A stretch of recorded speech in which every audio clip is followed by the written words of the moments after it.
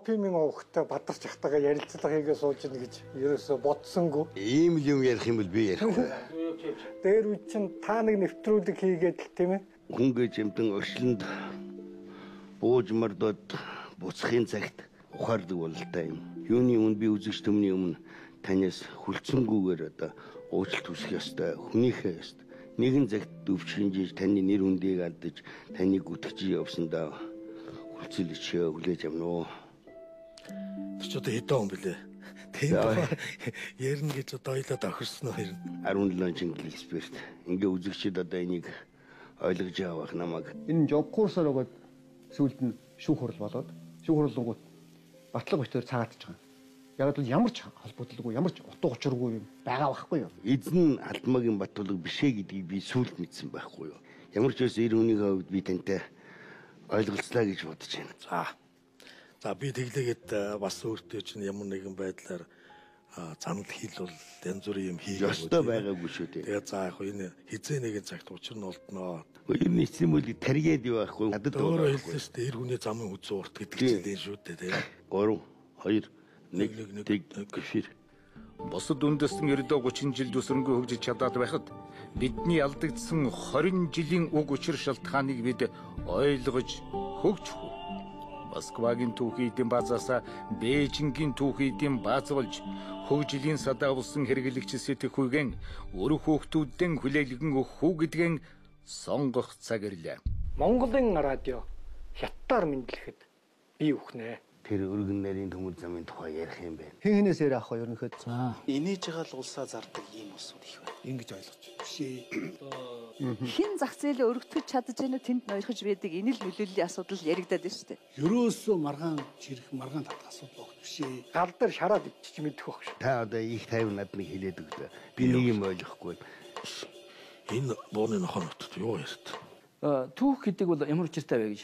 Түүх гэдэг бол мэдээж өөрийгөө танихад өнгөрсөн түүхээ сайн мэдэх юм бол өнөөгөө өөрийгөө таньна гэж. Өнөөгөө таниад яах гэж байгаа гэхээр ирээдүйн зам мөрөн одоо гэрэл гэгээтэй зөв болоход учир байт юм аа. Түүхээ мэдэхгүй хүн түүнийг давтах хэрэгтэй гэж.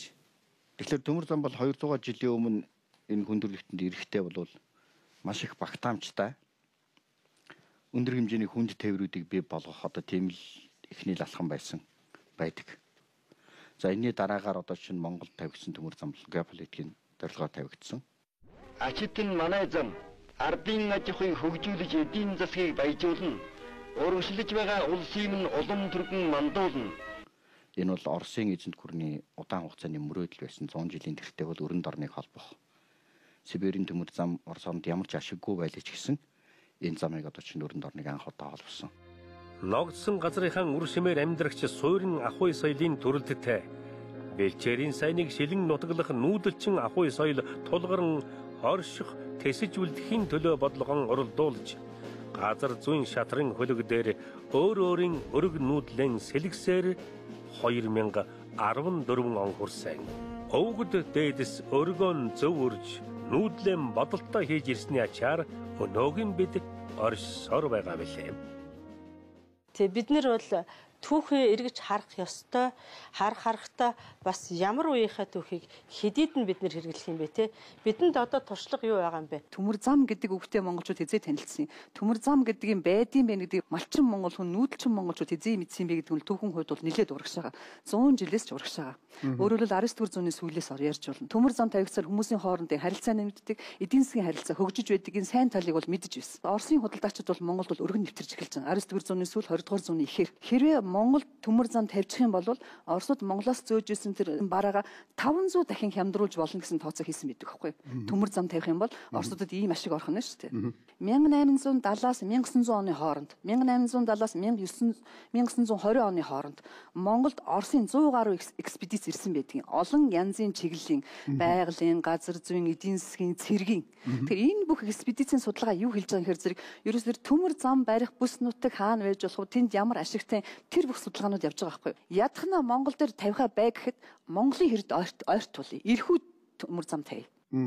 Тэгээ өөрөөр хэлбэл ер нь бол одоо Монголын төмөр замын асуудал бол хаант Оросын төмөр зам барьсан тэр Дорн Сибирийн төмөр зам барьсан асуудлаас бүр салгаж ойлгож болохгүй асуудал байна. Тэгээ Оросууд бол анх төмөр замаа яаж барьсан хэр зэрэг тэр нэг Сибирийн төмөр замыг тавьж байгаа шүү дээ. Тэгж тавихтаа Оросууд гол замаа тавьчих, тэндээсээ саллалаад эрхүү хүртэл тавь, эрхүүгээс цаашаа хягт хүртэл тавь, дараад нь хягтаасаа хүрээ гэж бүр ийм алсын бодлоготой тэр төмөр зам одоо энэ Транссибирийн төмөр зам гэдэг чинь энэ хэдэн онд анх байгуулагдчихсан эхэлсэн. Энэ чинь 1891 оны асуудал шүү дээ. 1891 оны асуудал. Энэ Транссибирийн төмөр замыг барихын тулд бүр эзэн хаан өөрийнхөө хүү хүртэл тэрийг хариуцлага дараагаар тавьж тийм их анхаарал хандуулж исэн ийм асуудал байдаг шүү дээ. А гэтэл яг энэ үед бол олон улсын тэр их гүрнүүд шүү дээ. Англи Америкийн синдикатууд нийлээд төмөр зам тавья. Төмөр замыг яа тавих вэ зэрэг нөгөө шар мөрний ирэг дээр байгаа Чинчоу гэдэг хотоос амар мөрний ирэг хүртэл төмөр зам тавья гэж одоо тэр төсөл гаргаж байгаа байхгүй. Тэдний тавьсан тэр санал Оросын эрх ашиг, Японы эрх ашигт харшилж байгаа. Төмөр зам хэд онд болж байгаа явдлаа. Энэ чинь болохоор зэрэг 1910 оны юмнууд яригддаг шүү дээ. 10 онд л одоо тэр төмөр замыг тавих гал дэлхийн бүх улс орнууд яриад хэдийгээр Монгол орн манжин иргэшэлд байсан ч гэсэн тэр дэлхийн зах зээлийн системд татагдаад орчихсон тэр төмөр зам гэдэг ойлголт нь хэдийгээр Монголын улсууд өөрсдөө бие дааж оролцох байсан ч дээгүүр нь даваад бидний тухай асуудал яригдаад байгаа л байхгүй. Монголын төр засаг өөрөө ямар юм хийж ирсэн юм бэ? За Оросууд хамаалаа дээгүүр нь ингээл яриад байж, Хятадууд яриад байж, Англи Америкууд яриад байж. Яг ингэж эдгээр бидрээс даваад энэ төмөр зам гэдэг юмыг яриад байна гэдгийг монголчууд ойлгож ирсэн байхгүй. Өөрөөр хэлбэл Монголд 11 оны үндэсний эрх чөлөөний хувьсгал гэдэг чинь зүгээр л нэг хаант Орос зөвшөөрчөөр бидний чинь нэг төр улсаа байгуулсан юм биш байхгүй. Төмөр зам энэ зүүнийхэр Монгол улсыг тусгаар тогтнолон дахин олж авах түүхэн боломжийн зам болсон бол Манжичин гүрний дорейтон унах зам нь болж байсан юм.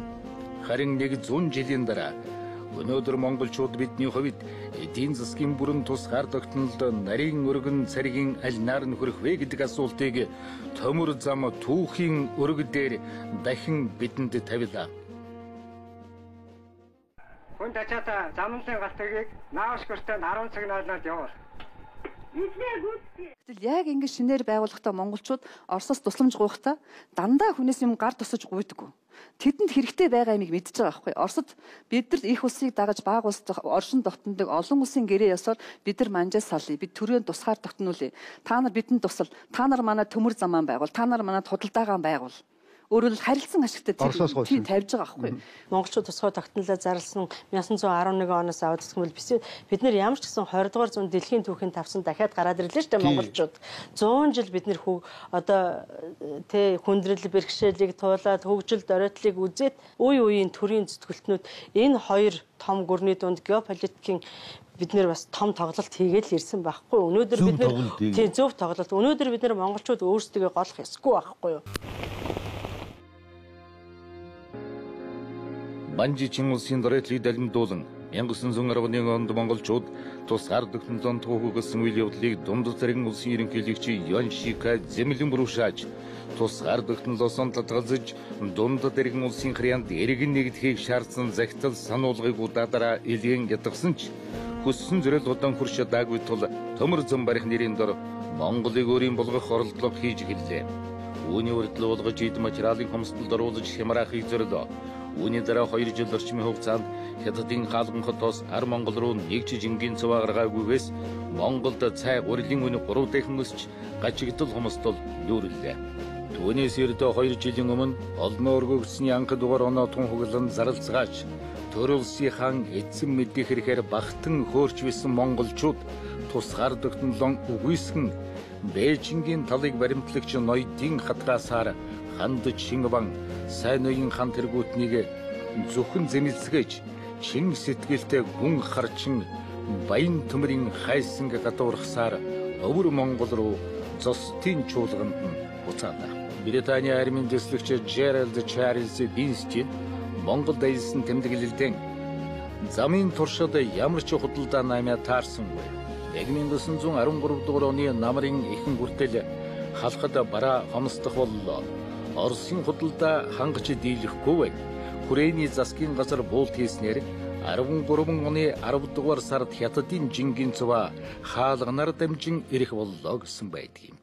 Хятадын одоо энэ хувьсгалын үндэслэгч Хятадын одоо анхны ерөнхийлөгч байна уу тэр Сүн Ятсан гэж хувьсгалж 12 онд энэ Хятадын үндэсний төмөр замын бодлогыг гаргасан юм байна. 1912 онд. Тэр бодлого дотроо бол Монголыг мартаагүй. Хятадын анхны ерөнхийлөгч Сүн Яцен төмөр замыг амьдралын судастай зүйрлэн аавга Хятад орныг сэргэн босгох гол арга нь төмөр зам барих явдал мөн гэж тунхаглаад үүний тулд Хятад орны баруун хойд мужууд тэр дундаа Монголын үржил шимт өргөн удам газар нутагт 7 чиглэлийн төмөр замыг тавьж замын дагуу хумардын том бомбуудыг түшгэлэн өмнөд Хятадын хүн амын нягтралыг басгах хөтөлбөрийг би санал болгож байна гэж хэлсэн байдгийг. Сүн Яцен тэр үндэстнийг хөгжүүлэх стратеги тийм том ном бичсэн юм л. Тэн дээр төмөр замыг бол ингэж хэлсэн байгаа. Чи 3 ачаалбар хэлсэн байгаа. Нөөцийн гадагшаага зүүн. Хоёрдугаар тэр төмөр замын дагуух газрын үнэлэмж хүсдэг гинэ. Гэхдээ тэрийг дагаад хэлсэн юмнууд нь бол бид нар яг бодох ёстой зүйл. Зам дагаад яг мэдээж худалдаа арилжаа хөгжихийн хэрээр тэр суурьшлийн бүсүүд бий болно гэж байна. Тэр суурьшлийн бүс чинь өөрөө тэр тэлэх бодлогын эхлэл шүү дээ. Тийм яг одоо эдис толгоор. Өөрөөр хэлбэл Чайна таун байгуулагдахын эхлэл нь тэр байна. Төмөр зам гэдэг бол өөрөө хоёр талтай юм. Нэгт бол эдийн засгийг хөгжүүлж яадаг, холбоо харилцааг сайжруулж яадаг, зах зээлийн хооронд нь холбож яадаг юм сайн талтай. Нэгдүгээр. Атл яг нөгөө талаараа болохоор зэрэг нөгөө тэр тэргүүлэгч бүрэнд бол газар нутгийг нь тэлэх боломжийг олгож яадаг байхгүй. Тийм учраас энэ дээр бол маш нарийн бодлоготой, маш тийм юу гэмдэ цензуртай хандж ижил тэр асуудлыг оруулж ирэхийг Монголын төрөлсийн удирдлагч ойлгож ирсэн. Өөрөөр хэлбэл энэ дээр бол их л тийм болгоомжтой хандах ёстой. Мэдээж хөгжил дагуулж байгаа нь үнэн. Гэхдээ бас тэрийг дагсан сөрөг зүйлүүд орж ирж байгаа гэдгийг тэр үеийн удирдагчид, тэр үеийн монголчууд бас ойлгож ирсэн л та. Дундад иргэн улсын дааж унтнаас шаардах бичиг ирүүлж хаалган боомтоос хүрээ хүртэл төмөр зам тавих шаардлагад хариу өгөхийг сануулсныг оройн дээд наран гэрэлт төмөн наст богдсон та болгоон айлтангуу. Одоогоос 20-од жилийн өмнө цагаагчин туулай жилд Өвөр Монголын зостын чуулганд зам тавьж явсан хятад тариачид хүнийг нь авч газрыг нь булаая хэмээн Монгол ахын дүүсийг маань голомтоор нь хядаж байсныг умардвал энэ мэт гамшиг түмэн олон шав нарт нүүрлэж хожимон харавсавч сэхэр хэрэг түмэнтэй намжлавч марагдахааргүй нүгэл бий болох вэ. 10-аад жилийн өмнө баддаргуулт төрийн үед хаалган хүрээ хоёрын хооронд тавихаар хэлцэгдэж байсан төмөр замыг сайн ноён хан ханд чин тэргүүтэй хэдэн самон ван ноёд тусгаар улсын эзэн мэдэх эрх хэмээж хоосон ашиг сүрээр саатуулснаас болж олон шав хошуудыг идэх өмсгөр хомсдуулж зовоосон шүү дээ. Үнэн дээр тэр тусгаар улсын эзэн мэдэх эрх гэж хоосон нэрээр бид чинь 8 жил тарчиг татуу явлаа шүү дээ. Энэ мэтэр явхаар их гүрнийг дагваас төмөн олон хөл хөсөр гар газарт идэх өмсгөр дутахгүй амгалан болохын учир дундад иргэн улсаас ашиг худалдааны төмөр зам тавих завшааныг алдалгүй шамдаваас зохилтой яваа. Хаалтаа хаалгүй өнжих нь өнөөгийн бидний явдал.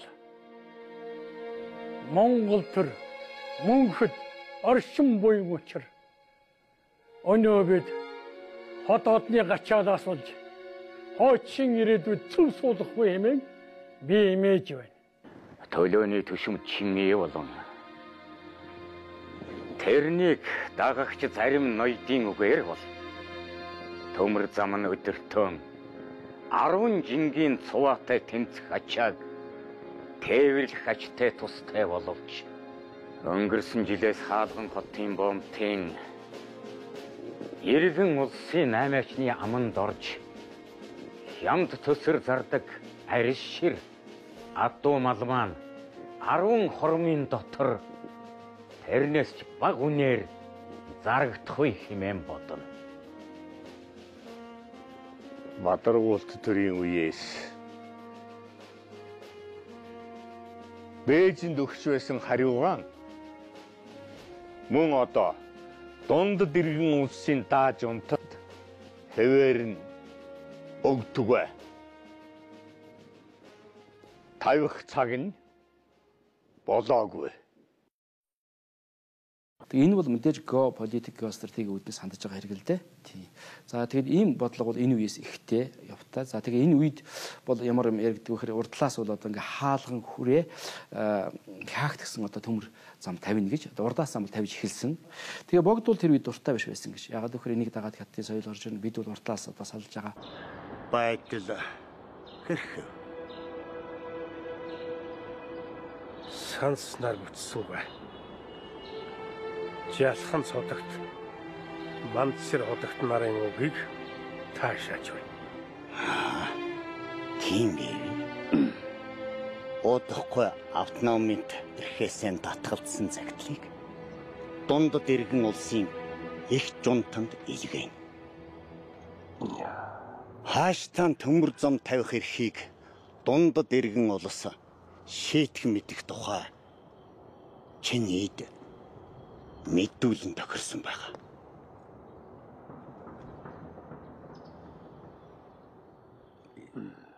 Өөрөөр хэлбэл одоо төмөр зам гэдэг чинь монголчууд ч ойлгож байдаг, монголчуудад ч хэрэгтэй, эдэнд ч хэрэгтэй, энэ дундаас ашиг олох хэрэгтэй гэдгийг л ойлгож байгаа. Тэр ингэж явсаар байгаа тэгэл одоо хамгийн анхны төмөр зам бол бүр одоо анх яригдсан цагаас хойш 70-80 жилийн дараагаар л болж хүрээд шүү дээ, тийм биз дээ. Тийм.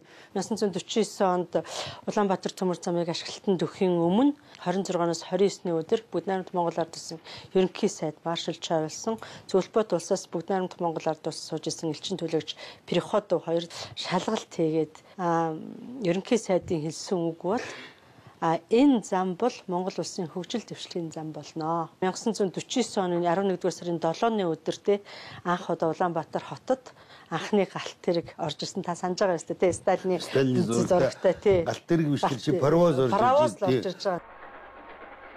Энэ бол бүгд наримдах Монгол Ард улсын эдийн засаг тээврийн хөгжилд эргэлт болсон үед явагдсан байлаа. 47-оос 49 онд тавигдсан төмөр зам бол Монгол улсын эдийн засгийг бол шал өөр төвшөнд одоо хүртэл хүргэсэн тавигдсан цагаас. Нөгөө талдаа яагаад энийг тухайн үед байгуулахдаа нийгэмлэг гээд татвар төлгөө айлын эрх хөгжиг байгуулах болгосон тийм ээ.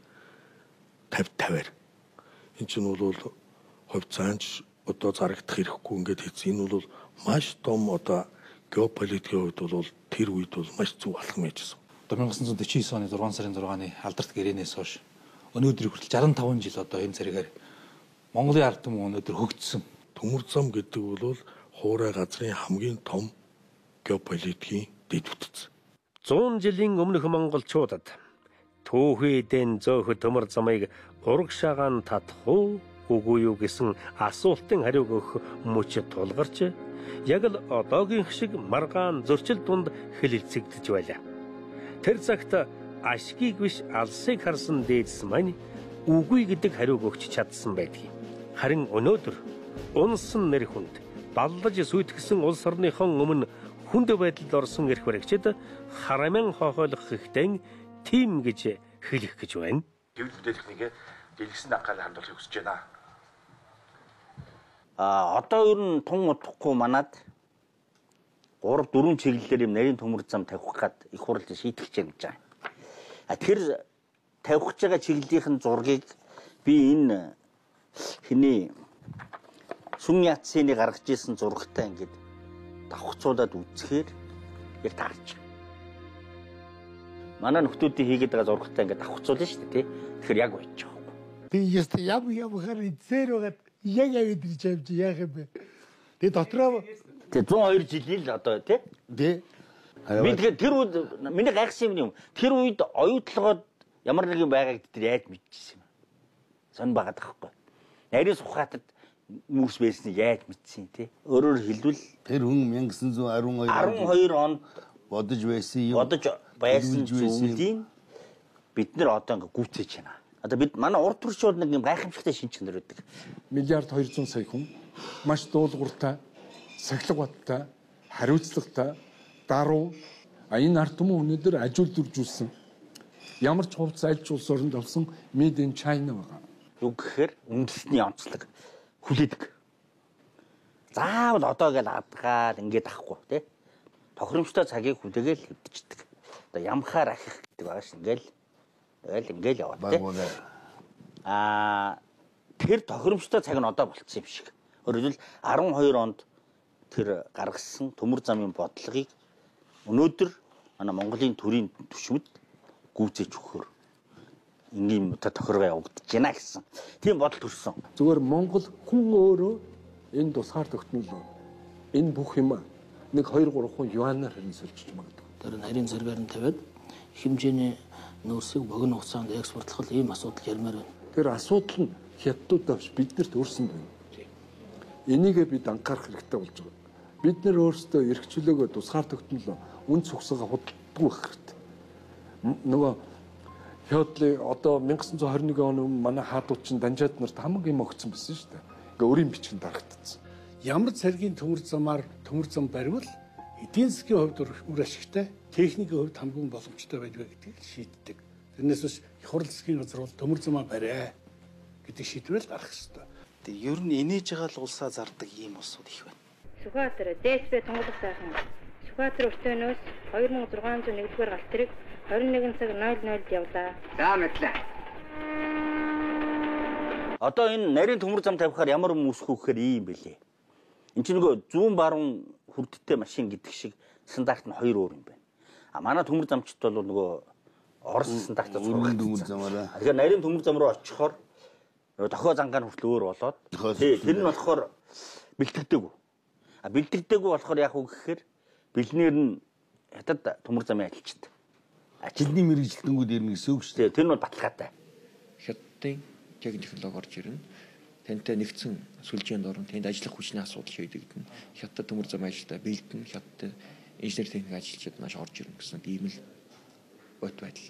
Нарийн цэргийн төмөр зам ашиглаж эхлэх юм бол цааш болсон хүчний асуудал, цаг хугацаа, эдийн засаг гэдэг их л хугацаа шаарддаг байх та. Нөгөө замын найруулагч биш байд юм шүү дээ. Одоо чи тэдгээр зам чи эдгээр зам гэж хэлдэг хүн нь хятад хэлтэй багс болж эхэлж байгаа. Яг бол тэдгээр бол монгол хэлдэггүй шүү дээ.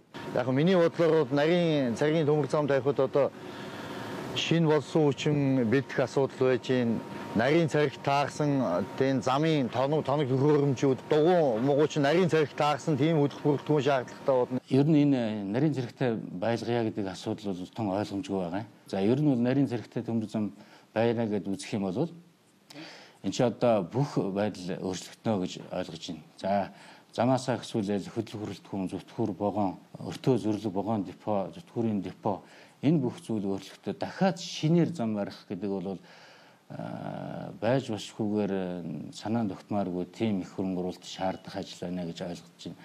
Манай сургууль маань 1435 мм-ийн царигтай төмөр замыг барихад хугацаа хэр зэрэг хэрэгтэй гэж хэлж чадахгүй байна. Яагаад гэвэл энэтэй холбогдлолтой сурагчид оюутнуудаа мэдлэг өгөх бидний яг суур үндсэн хэрэглэгдэх хүн байхгүй. 1435 мм-ээр одоо дахин суралцахад бол сургалтын одоо бааз бидэнд одоо зааж байгаа өгж байгаа босод энэ мэдлэг бол тун хомос байгаа шүү дээ. 98 оноос хойш сураад одоо хүртэл ингэ сурж байна. Гэтэл одоо сурж дуусаагүй байж дахиад миний одоо сурсан юм байхгүй боллоо шүү. Хэрвээ тэгэх юм бол дахиад би дахиад 10 жил сурна гэсэн үг шүү дээ. Монгол улс дотроо л 1520 мм байх хэрэгтэй гэж үзэж байна. Төрөөс төмөр замын талаар баримтлах хүч гэж гаргачихлаа шүү дээ. Тэгээ энийгээ хэрэгжүүлэхгүй. Энэ бол би их бодож олжсон, олуулаа хэлэлцсэн, одоо хоёр намынхаа хойлол байсан. Ийм л одоо баримтч. Энэ баримтчгээр бол маш зөв тодорхойлсон байдаг байхгүй юу? Өргөн цариг нь одоо нэгдсэн сүлжээ байя, тийм. Одоо энэ Монгол улсын дотоодын сүлжээ. Энэ бол тусгаар улсын одоо бодлого байх хэрэгтэй. Энэ үнэхээр тусгаар улсын бодлого тавьсан тэд нар бол өргөн царигийг нэгдсэн сүлжээ бүгдээр нэгдсэн байна. Цаашаа гарч байгаа нь ямар байх вэ гэдгийг хэлд авч байгаа нь ямар байх вэ гэдгийг тэр үедээ хэлцээ гэсэн. Хилийн доторх бүх төмөр зам Монголын хөдлөх хөрөлдөөн байх хэрэгтэй. Энэ чинь зөвхөн нэг шороо болоод дээр нь төмөр тавих тухай асуудал биш. Энэ чинь дагаад Монголын газар нутгийн асуудал гарч ирнэ, нүүдэл суудлын асуудал гарч ирнэ. Энэ бүх талаас нь бодоход Монголын тал өөрөө дотоодын төмөр замынхаа эзэмшлэгийг бүрэн хаяусдаг эзэн байх тухай асуудал. Хэрвээ энэ зарчим алдагдаад ингээд гадны төмөр зам Монгол руу орж ирээд гадны үйлчилгээ тэрний хайр өсдөх болох бол Монгол тэр хэмжээгээр өөрийнхөө нутаг дэвсгэр эзэмших чадвараа тэгээд өргөрхөөр хохирно гэсэн үг л дээ. Урд зах зээл энэ байдлыг авахын тулд аль бол хамгийн дөтгөх замаар төмөр замын шүлжээг бий болгох. Эргээд нарийн төмөр замын шүлжээ чинь Хятадын төмөр замын магистралын шүлжээ болоод эхэлнэ. Нэгэнт Хятадын эдийн засгийн тэр тээвэр логистикийн ерөнхий шүлжээнд ороод ирнэ гэдэг бол хэдийгээр хилэн Монголын нутагт байгаа ч гэсэн нөгөө талаараа нөлөөллийн эдийн засгийн бүсэнд бүрэн ороод ирнэ. Энэ утгаараа эргээд эн чинь нөгөө үндэсний аюулгүй байдал чинь нэвтрээд ороод ирчихэж байгаа байхгүй. Одоо бид нарыг сэлэн бариад бенто бариад гүөх юм бол хүн бид нартай байлдахгүй зүгээр гайхгүй. Энэ одоо яг гэж юм бол гэдэг. Төрмгийл гэдэг бол заавал цэр зэвсгийн хүчийг байдгүй. Одоо орчин үед бол тийм болчиход байна. Хуучин бол зэвсглээд хүчтэй норж байгаа байдлаар ингээ азамтгий. Одоо бол тийм соёлын хүний төрмгийл аажим бий болчихлоо. Яг тэгэхээр энэ нөлөөллийн бүс чинь энэ хүрээ чинь нүдэнд үзэгдэж чихэн сонсогдохгүй. Гард баригдахгүй. Үнэхээр одоо урд зүгээс ингээд одоо 100 сая ч гэдэм 100 мянган хүн орж ирнэ. 10 жилийн дараа 200 мянган болчихно. Үсч өржээд. За одоо болоод тэгэл гар гал хөөхд бид нэг хүн гадуурхсан болно. Цаа дэрг нь хүний хамгаалахыг орж энэ бол төрөмгөл яахгүй болно. Тэр зам дагаад яг мэдээж худалдаа арилжаа хөгжихийн хэрээр тэр суурьшлийн бүсүүд бий болно гэж байна. Тэр суурьшлийн бүс чинь өөрөө тэр тэлэх бодлогын хэлэл шүү дээ. Тийм яг одоо эдис. Кембриж их сургуулийн доктор профессор Ураад Эрдэнийн булгийн дүгнэлтэд тодхон бууж байна. Булг 2013 оны 8 дугаар сарын 21-нд Улаанбаатар тавьсан илтгэлдэн Хятад хан хэрэм босгон өөрийг хамгаалах хоригдох байр суурьтай улсаас зам барих замаар гадаг шах тэлэлтэн хэрэгжүүлдэг улс болон хуурч байна гэж хэлсэн. Энэ үгийг бодох тусам хэрэгжиж бодиттой болж байгаа жишээг Монгол орны хаанаас ч олж болох болжээ. Юанаар 8 ээж гэдэг юм. Тэр тийм юаны дэлгүүр байдаг юм. Албан ёсоор одоо төгөргийг ошоохгүй юанаар 8 ээж тийм юм байх уу? Цагаан хадан дээр байдаг.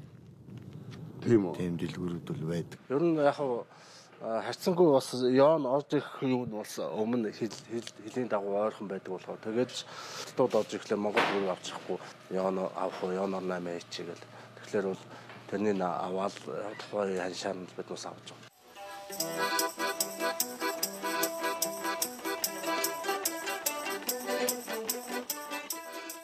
Хятадын одоогийн хамгийн сүүлийн үеийн бодлого бол эдийн засгийн ямар нэгэн боломж гарангууд Монголыг одоо өөр юм мэдэл авах бодлоо. Энийг бол элен далангүй судалгааны сэтгүүлийг бичиж байгаа. Би зүгээр бодоод байгаа юм л да. Тэгээ саяхан тэр Балмасов гэдэг Оросын нэг нөхрийн бичсэн нийтлэл тий. Байгаад байгаа шүү дээ. Тэн дээр бол их аюултай юм. Жилээс жилд Монголын эдийн засаг Хятадын эдийн засагтай холбогдож байна. Саяхны хүртэл Монголын том үйлдвэрүүд Оросын хяналтанд байгаа гэж тооцож байсан бол жижиг болон дунд бизнесийг бараг бүхлээр нь Хятадууд хянаж байна. Өнөөдөр Хятадууд буриадад яаж ороод ирсэн байна? Алс дорнодод яаж ороод ирсэн байна? Хавтгаа болцсон. 80 настай Орос эмээтэл 20 настай Хятад залуу гэр бүл болоод Оросын иргэн болцсон. Ногоо тэрээ сууж шít хөдөө тосгоно. Тэр бүт ийм байлээ шүү дээ. Одоо хэрвээ яг энэ хурдаараа явах юм бол 10-аад жилийн дараагаар Оросын Сибирь хавийн одоо сонгуулийн насныхны 3/1 нь Хятадтай ямар нэгэн байдлаар холбоотой хүмүүс болж ирсэн гэж. Тэгээд Орос Афганаас чи хэлж шít. Манай эрчүүд муухай арх уугаад ажил хийдэг. Энэ Хятад залуучууд чинь ажилсаг мөнгөтэй секстэй сайн интергээд эсвэл юм яаж шít тийм. Жил бүр хамгийн багадаа 10 жилийн турш тэдний 600 мянга орчим нь хөлөөрөө хойд зүгт зэлүүд нутагт амьдрын суурьшаар нүүж байна. Тэд өөрсдийн цэргийн хуаран эмнэлгээ барих болно. Энийг л би Хятад хэлбэрийн даяарчлал гэж хэлж байгаа юм. Улс төрийн шинжлэх ухааны Америкийн холбооны ерөнхийлөгчөөр ажиллаж байсан Самуэль Филиппес Хантингтон иргэншил хоорондын мөргөлдөм шинжилгэдэн буй дэлхийн дэг журам хэмээх стратеги судалгааны бүтээлдээ эдийн засгийн хүчрхэгжиж цэрэг армийн зардлаа хэддэг нөсгсөн Хятад улс хэлийн маргаантай хөрш орнуудаас Вьетнам, Японы усан хэлийн бүсэд бүрэн хяналтаан тогтоох улсноо зарснаар мөргөлдөн эхэлнэ. Улмаар шатлан өргөжиж Дорнотва төв Сибирьт үе олон Хятад суурьшигчид илгээн Хятадын хараат байдлыг эсэргүүцсэн бодлого Монголд дэгдэн. Орос хохирлыг багасгахын тулд Монголын өмнөд хэсгийг Хятадын бүрэн хяналтанд хамруулах тохироо хийнэ гэж 1996 онд одоогоос 18 жилийн өмнө бичиж байжээ. Бодит байдал ямар байгааг та бүхэн тунгаан харцгаана уу? Хятадууд Монгол руу довтлохдоо тулах юм бол тэр нарийн царгийн төмөр замтаа замгүй орж ирнэ. Дэлхийн дайн ямар нэгэн хоёр улсын хооронд дайн болоход төмөр зам, банк холбоог нь эзэлдэг. Энийгээ эзлүүлэхгүй тэгдэг та мэднэ тийм ээ. Энийгээ эзлүүлэхгүй гэж хамгаалдаг, тулалддаг, үхдэг, үргэлддэг. Өнөөдөр манайх зүгээр л өгж байгаа байхгүй. Тэгвэл тэгээд одоо өргөн царгийн төмөр замаар Оросууд манаараа халдан довтлохгүй гэсэн баталгаа. Оросынхоо бодлогоор түүгээ харалта. Орос газар нутгээ томсох бодлоготой биш хүн аманд цөөхөн Сибирь нь эзэнгүй болж байгаа. Бас Хятадтай аюулаас айж байгаа болсон. Бид нар 70 жил явхад эрлий зулаагүй Оростой. Тийм эрлий зулаагүй. Бид нар бол Хятадтай эрлий зулахад асар амарх. Адилхан хар нүдтэй, хар үстэй. Тэгэхээр би боддгийн зөвхөн Монгол эмэгтэйчүүд маань битээ Аз нөхөр ав. Аз нөхөр авал Монголоо л авсан. Хэрэглэг сэтгэх үедээ нүүдэлч монголчуудыг үйлдвэрлэгч бүтээгч сэтгэх үед сургаснаар Хятадын цэрэг дайны аюул цөмийн шинжтэй болохын үрдчлэн харж уусгах тэлэх бодлого соёлын зөрчлөөс ус хүндэстэн хоорондын зөрчлийн голомт болон Монгол орондоо 150 жил орсон олон Хятад иргэдтэй сууринг нүүлгэн буцааж уусгах аюулыг тасал зуулж чадсанараа юмжагийн цэдэн бол Монгол үндэстний түүхэнд мөнхөд дурсагдах үйлсний нэг нь болсон юм. Хятадууд олон зуун жил эрт дээр үеэс уламжилж ирснийг айхтар ёс вэ. Хятадын эзэн хаан эзэн авахаар санаарч байгаа нутаг уу эзэн авсан нутаг дэвсгэл дээрээ гэж байгаа. Дуулах уу бүжиглдэг.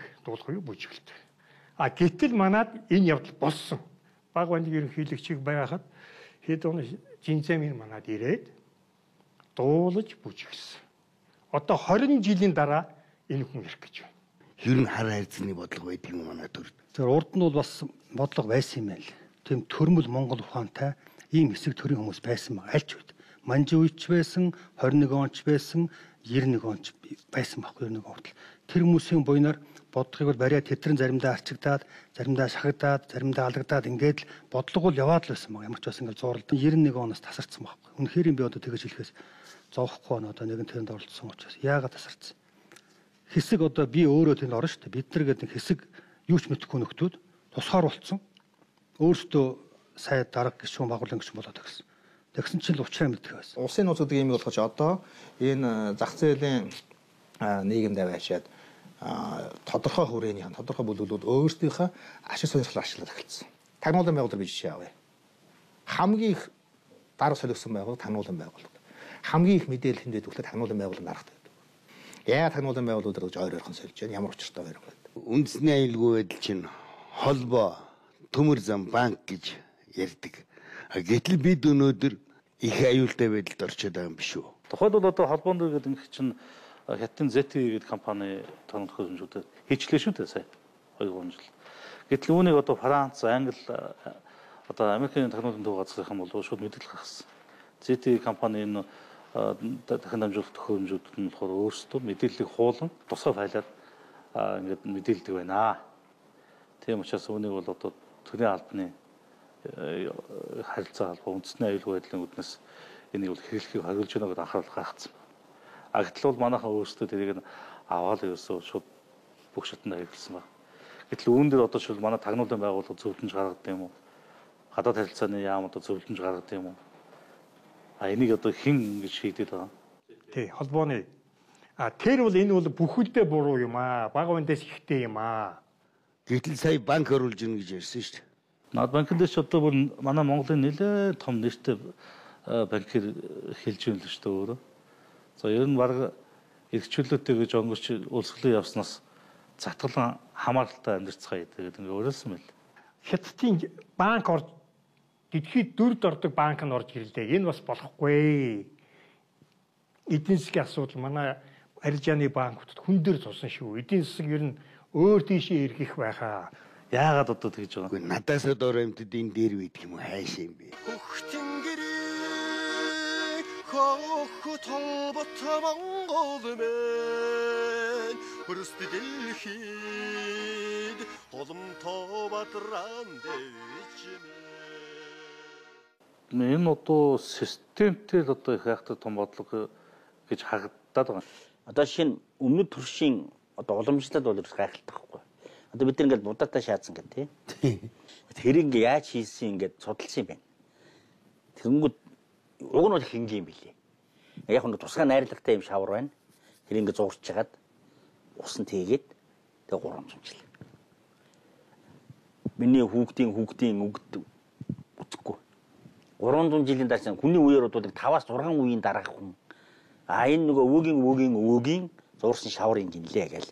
Шаацантай ингээ шилтгэх нь шүү дээ.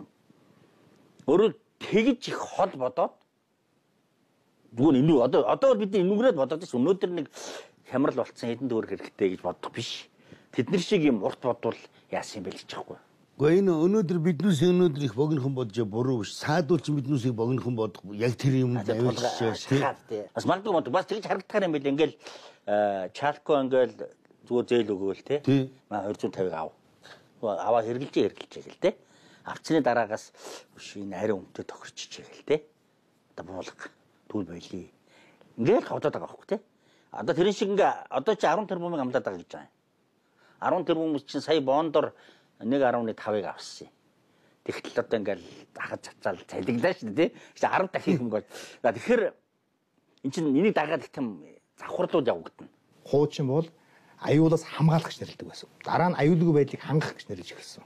Өөрөөр хэлэх юм бол хийсэн ч болно, хийгээгүй ч болно. Ингээд энэс эрэхтэр яаж нөхөж нөгөө нэг хамгаалалтын тогтолцоо байх нь аюулгүй байдлыг хангадаг систем маань тогтолцоо маань өөрөө байхгүй болоод бүх механизм нэвтрэн гут юу болж байна гэж эзгүүр бий болж байгаа. Маш одоо богино хугацаанд төмөр замаа дээр нарийн зэргээр нь тавиад их хэмжээний нөөцийг богино хугацаанд экспортлох ийм асуудал ярмаар байна. Ард түмнийхээ итгэлээр одоо эрхийг хэрэгжүүлнэ гэсэн хүмүүс бол ерөөсөө бүх юм эзгүүрүүлж хүчхүүдүүлээд тэгээд гадныханд бол ерөөсөө бүх юмыг оруулж ирэх нээлттэй үе таалга нэгээд өгч байгаа. Одоо энэ үе таалга нэхтэй бүр сайхан нээж өгч байна. Улаанбаатар замын өвд Ирээн Бээж гэсэн төмөр замын ганцхан төмөр зам байсан бол одоо дээр нь 7-ог нэмж байна. Өөрөөр та нар нэг хаалга битгий ороо. Тэгээд нэг хаалгыг ядаж чи хараа сууж иж болдог да тийм үү. Гэтэл одоо 8 хаалга яаж харах уу? Тэгэхээр өнөөдөр бид нарийн цариг ороод ирэх юм бол тэр зам бол мухар байх. Мухар гэдэг нь уурхаа руу ачлаа. Уурхаа руу нарийн цариг орлоо. Уурхаагаас баялагийг ачаад явлаа. Тэнд боловсруулах үйлдвэр гэдэг юм ойлголт байхгүй. Ерөнхийдөө бол 7 юм уу 8 газраар ийм мухар нарийн цариг төлөвлөсөн байдаг. Энэ бол цэвэр бизнес, эдийн засаг, энэ бол цэвэр одоо үр ашигын асуудал шүү дээ. Ерөөсөө бид үр ашигтай ажиллаж ижил тэндээс мөнгө олно шүү дээ. Бүхэл юм зоосоор. Өнөөдөр л болж байвал маргааш хамаагүй гэсэн байдалтайгаар эх орны тэр хувь заяагийн асуудлыг шийдэх гэдэг нэг харамсалтай байна. Монгол бол одоо бүх ордуудаа ингээд нарийн төмөр замаар маш хурдтай түүхийгээр нь зөөгөөд хятадын эдийн засгийн их хэрэгцээн дээр ингээд аваачаад асгачих гэж байна л да. Ингэж Монголыг ингэж зүгээр Монголын баялагийг гоожуур шиг зүгээр карант нээж байгаа юм шиг ингэж гоожуулж болохгүй. Энэ Монгол улсын баялаг маань энэ дотор байна. Одоо ингээд замуудын бомбт ингээд гоожж байгаас энийг 8 болгоё. 1 2 3 4 Ингээд улс орны хил хязгаарлуу чимээгүй яваад ингээд аалт шиг байгаа төмөр зам ороод ирдэг. Тэрүүгээр нь хамаг баялгаа май гэж өгчгөөд би өнөөдөр яах гэж яриад байгаа. Та бүдээр яах гэж бухимдаад байгаа. Тэм үү? Яах гэж өнөөдөр ингэж хил зогсоод байгаа. Юм болохгүй болчихлоо байна гэдгийг мэдрээд байгаа учраас энд ирээд сууж байгаа байхгүй. Тэгээ өнөөдрийн байж байгаа улс төр бол бид нарыг дайлж өнгөрч байна. Энд бол эмзэглэхгүй хүн нэг чалга. Гайхмаар үйлдэлүүдээр бидний дундуур өнгөрч байгаа. Өөрөөр хэлбэл өнөөдөр бид нар уламжилгүй, хүн чанаргүй, мөн чанаргүй төрийн дор амьдарч байгаагаа бүр их хатуу ойлгож байна. Тийм байна. Тэгээд босоо бичгшгэн Монгол хүн болгон сэтгэлгээний босоо тэнглэхтэй байж улс орны үндэсний эрх шиг тусгаар тогтнолыг хамгаалах цаг бол болцсон юм байна л гэж би бодож шүү. Тэгээд тэр 8 бомбтын 7 нь зөвхөн энэ баялагийг зөөхөд зориулагдсан зам бүгд хаалгаж болно. Баялаг нэг дуусаагаар авчлаа. Ямар шаналдгүй. Яагаад гэвэл энэ дээр Монголд санал тавих тогтолцоо нь байхгүй, боловсон хүчин байхгүй, дэд үтс нь байхгүй, тэр байтугай төрийн бодлого нь байхгүй. Энэ нь зүгээр нүүрс зарах гэж байгаа хүмүүсүүдийн сонирхол яваад байгаа болохоос төмөр замын бодлого, тээврийн бодлого. За тэгээ дээр нь хэлэх юм бол Монгол улсын үндэсний одоо аюулгүй байдал, дээрээс үндсэн одоо тусгаар улсын аюулгүй байдал, тусгаар улсын бодлого гэж юм байхгүй. Ийм л одоо юм болоод байгаа. Нарийн цэрэг хааш орж ирсэн шилжүүлд ажилт болно. Нутгийн гүн рүү орж ирэх тусмаа тэнд хятадууд одоо мөө тэр царгийг хүлээж авах галт тэрний одоо бичиг баримт хүлээж авч хятадууд ирж ажиллах хэрэгтэй байдаг. Бүр наашаа авчирч тусмаа тэгнэ шүү дээ. Үндэстэн оршин тогтнох тэр зүйлд ямар нэгэн сөрөг нөлөө бий битгий болчихсоо гэсэн үгс. Магадгүй өнөөдөр эдийн засгийн хувьд ашигтай байж болно тийм ээ. Аливаа шийдвэр гаргахад мөнгөний хувьд илүү их ашигтай байж болно. Мөнгөний хувьд Монгол үндэстэн мөнхөд оршин тогтох тэр хувилбар нь юу юм бэ гэдгийг харж л хийгдэх ёстой болохоос биш 100 жил 200 жилийн дараа үндэстэн мөнх аюул үүс орчих аюул байна. Монголын хилээр одоо хилийг өмнөд одоо нутгаар нь 8 одоо чиглэлээр одоо төмөр замын нарийн төмөр зам тавина гэдэг асуудал бол энэ байж болохгүй асуудал. Энийг дагсан дүр зураг, энийг дагсан үр дагаврыг хариуцах хэн хүлээх? Өнөөдрийн засгийн газар, өнөөдрийн парламентанд шийдвэр гаргаад энэ буруу шийдвэрийн хариуцлагыг бид үүрэх болж юм тий. Би бол энэ эсрэг байр суурьтай байна. Төр улсын тусгаар тогтнол гэдэг бол төмөр замаас эхэлнэ. Манай төрд бол ой санамж алгаа. 4 жилийн ой санамж одоо байна уу юу? Ерөөсөө энэ урдаас орж иж байгаа 8 чиглэлийн төмөр замууд ч юм бол хятад 10 жилийн өмнө тавигдсан асуудал шүү дээ. Яагаад хятадын төр монголчууд энэ нарийн царгаар тавина гэж мэдээд 8 чиглэлээр нарийн цараг тавьчихж байгаа. Амдаа тавьчихж шүү дээ. Оройдж байгаа яагаад гэвэл шашаатанда нарийн цариг шийдэж шиг боллоо шүү дээ. Ялан хожмын өдөр эдлэх болно л гэж хэлмээр байна. За, болий. Болчлаа. Энэ бүх хугацааны туршид монголчууд хэдэн үеэрэн урсах цагт нь цусаан асгаруулж, золиослох цагт нь амьдралаа нь золиосолж, хоёр их хайчны дундаас арга ухаан сөвлөн байж 1961-р онд олон улсад баталгаажуулсан 50 жилийн настай тусгаар тогтнолын маань энэ засгийн сайд Нямживын Батбаярын санаачлагаар Норвегийн алтан хуйг тэргүүтэй засгийн газар 2014 оны 4-р сарын түүхийдийн нарийн цэргийг дэмжсэн тогтоолоор үгүйсгэн 10 хар унлын замыг нээлээ. Одоогийн засгийн газраа баримтаж байгаа бодлого бол ер нь Монголын хилийг дайрцсан газараараа сэтэл ядлаадаг шний юм зөөх юм асуудал. Монголын өөрийн эдийн засгийн хэрэгцээ, амьдралын шаардлага нь ер нь бүх баялгаа нэг зэрэг нэгэд бололцоотой бүхнийг гадагшин зөөгдөх асуудал биш шүү дээ. Тэгэхээр төмөр замын бодлогыг бол одоогийн энэ засгийн газрын хөнгөн хумгаа оруулж ирээд хүү хаагаа шийдчих гээд байгаа маягаар явах юм бол бид нар аюулгүй байдлаа алдаад дуусна. Гэхдээ энэ бодлогыг оруулж ирснээр нь батлаад гаргана гэсэн үг бас биш шүү дээ. Хүн болгон өөрийн гэсэн бодолтой. 12 оноос хойш хятадын төмөр замын бодлого ингээд гоё дистаралт явагдсан. Би эдгэргүй шүтэж байна. Эдгээр бодлоготой энэ яг тусгаар улсынхаа хэргийг гаргаж байна. Тэгвэл бид нар адилхан байх хэрэгтэй. Бид нар адилхан өөрийн бодлого. Уг нь бол гаргацсан юм байлаа. 2010 онд төрөөс төмөр замын талаар баримтлах бодлогын бичиг баримт гаргацсан. Тэгээд тэрнээс ухарчдаг тий. Юу яах гэж бодлого гаргасан тий. Ямар ч тач удаан хугацааны туршид яригдсан төмөр замын тээврийн талаар төрөөс баримтлах бодлогын асуудлыг өнөөдөр улсын хурлын нэгдсэн чуулганаар хэлэлцэж батллаа. Харин зам тээвэр барилга хот байгуулалтын яамнаас улсын их хурлын бүх гишүүдэд Монгол улсын хөгжилд түүхэн хувь нэмэр оруулсанд нь талархаж төмөр замын царгийг дүрсэлсэн дурсгалын зүйлийг өнөөдөр бас гардуулаа өгсөн юм а. Нөгөөдөл тоо бодлоо бид нар зөрүүлээд хариуг нь бодлоо гэдэг юм хийчихсэн юм бол тэрнээс яагаад ухраад байгаа гэдэг асуудал гарахгүй. Тэгэхээр төрд хэн байна вэ гэдэг л асуудал бас гараад ирж байгаа хгүй энэ асуудлаас шиг гарч ирээ. За цариг бол ерөөсөө энэ зөвхөн нүүрсний асуудал ш. Монголчуудын улс төрийн байгууламж асуудал байна. Энэ нам дамсан нэг цөөн хэдэн гэр бүл альч намд байна. А төрийн хүчээр бусдын бизнесийг булааж аваад өөрсдөө томорлоо. Томорчлоо. За одоо эдгээр ингээд бусдын бизнесийг булааж авдаг байсан бол одоо 3 сая монголчуудын хувь тавилангийг дэнчин дээр тавьж агаад тэр түүхийдийн зөөх гэж байна. Энэ зөөсөн мөнгө бол монголчууд баялаг болж ирэхгүй. Энэ цөөхөн хэдэн гэр бүлийг л дахиад Монголын улс төрд 30-40 жил байх санхүүжилт нь болох юм аа. Их төвчнөр ойлгол хууль боловсруулагчд маань зөвхөн өөрсдөндөө хууль тогтоол шийдвэрийг гаргаж ийн гэсэн үг. өөрсөндөө шинэ өөрсдийн санхүүжүүлдэг эзэдтэй тааруулж. Улс төр бизнес хоёрыг салгахгүй бол энэ яриа мөнгөд байна. Бизнесүүд маань улс төр дэрж нөгөө төсвийн мөнгөн дээр бизнес хийдэг тийм л юм бол. Эзэдийн нэрлж чадах уу? Эзэдийн нэрлж чаднаа. За ардын номоос бол одоо энэ жагсаалт орж ирсэн хүмүүсийн 3.2 нь. Одоо энэ ардчсан номоос бол би нэрлэе гэж бодож байна. Баяр цогт Алтан гоёг. За тэ Батхүү. Энэ Батбаяр гэх энэ нөхдүүд бол ерөөсөө Алтан гац гэдгийг анх байгуул. Батбаяр аюул олон Батбаяр аль байгуулж байсан. Ямжийн Батбаяр одоо манай чинь Тэнгэр онготтой харьцдаг нэг ардын сайд. Ортуунагийн Батбаяр мөн. Дээрээс нэмээд хэлэхэд социал-демократууд бол хүн төрөлхтний түүхэнд хамгийн увайгүй үйл явдлуудыг болж хүн төрөлхтний амьдралыг самарч хийсэн юм байл л дээ.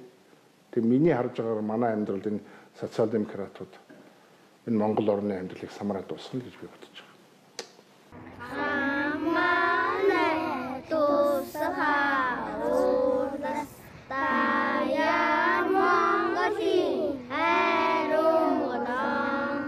Тэр нарийн төмөр зам гээд 3-4 чиглэлээр тавиад тэрийг болохоор яг нөгөө сая чинь нэг 20 тэрбум тонн нүүрсжилүүн гэдэг нэг 20 жил зөөн гэдэг нэг юм гэрээ хийсэн байгаа шүү. Тэгэхээр тэрийг хэрэгжүүлэх оператор компани Шинхаа юм бэл.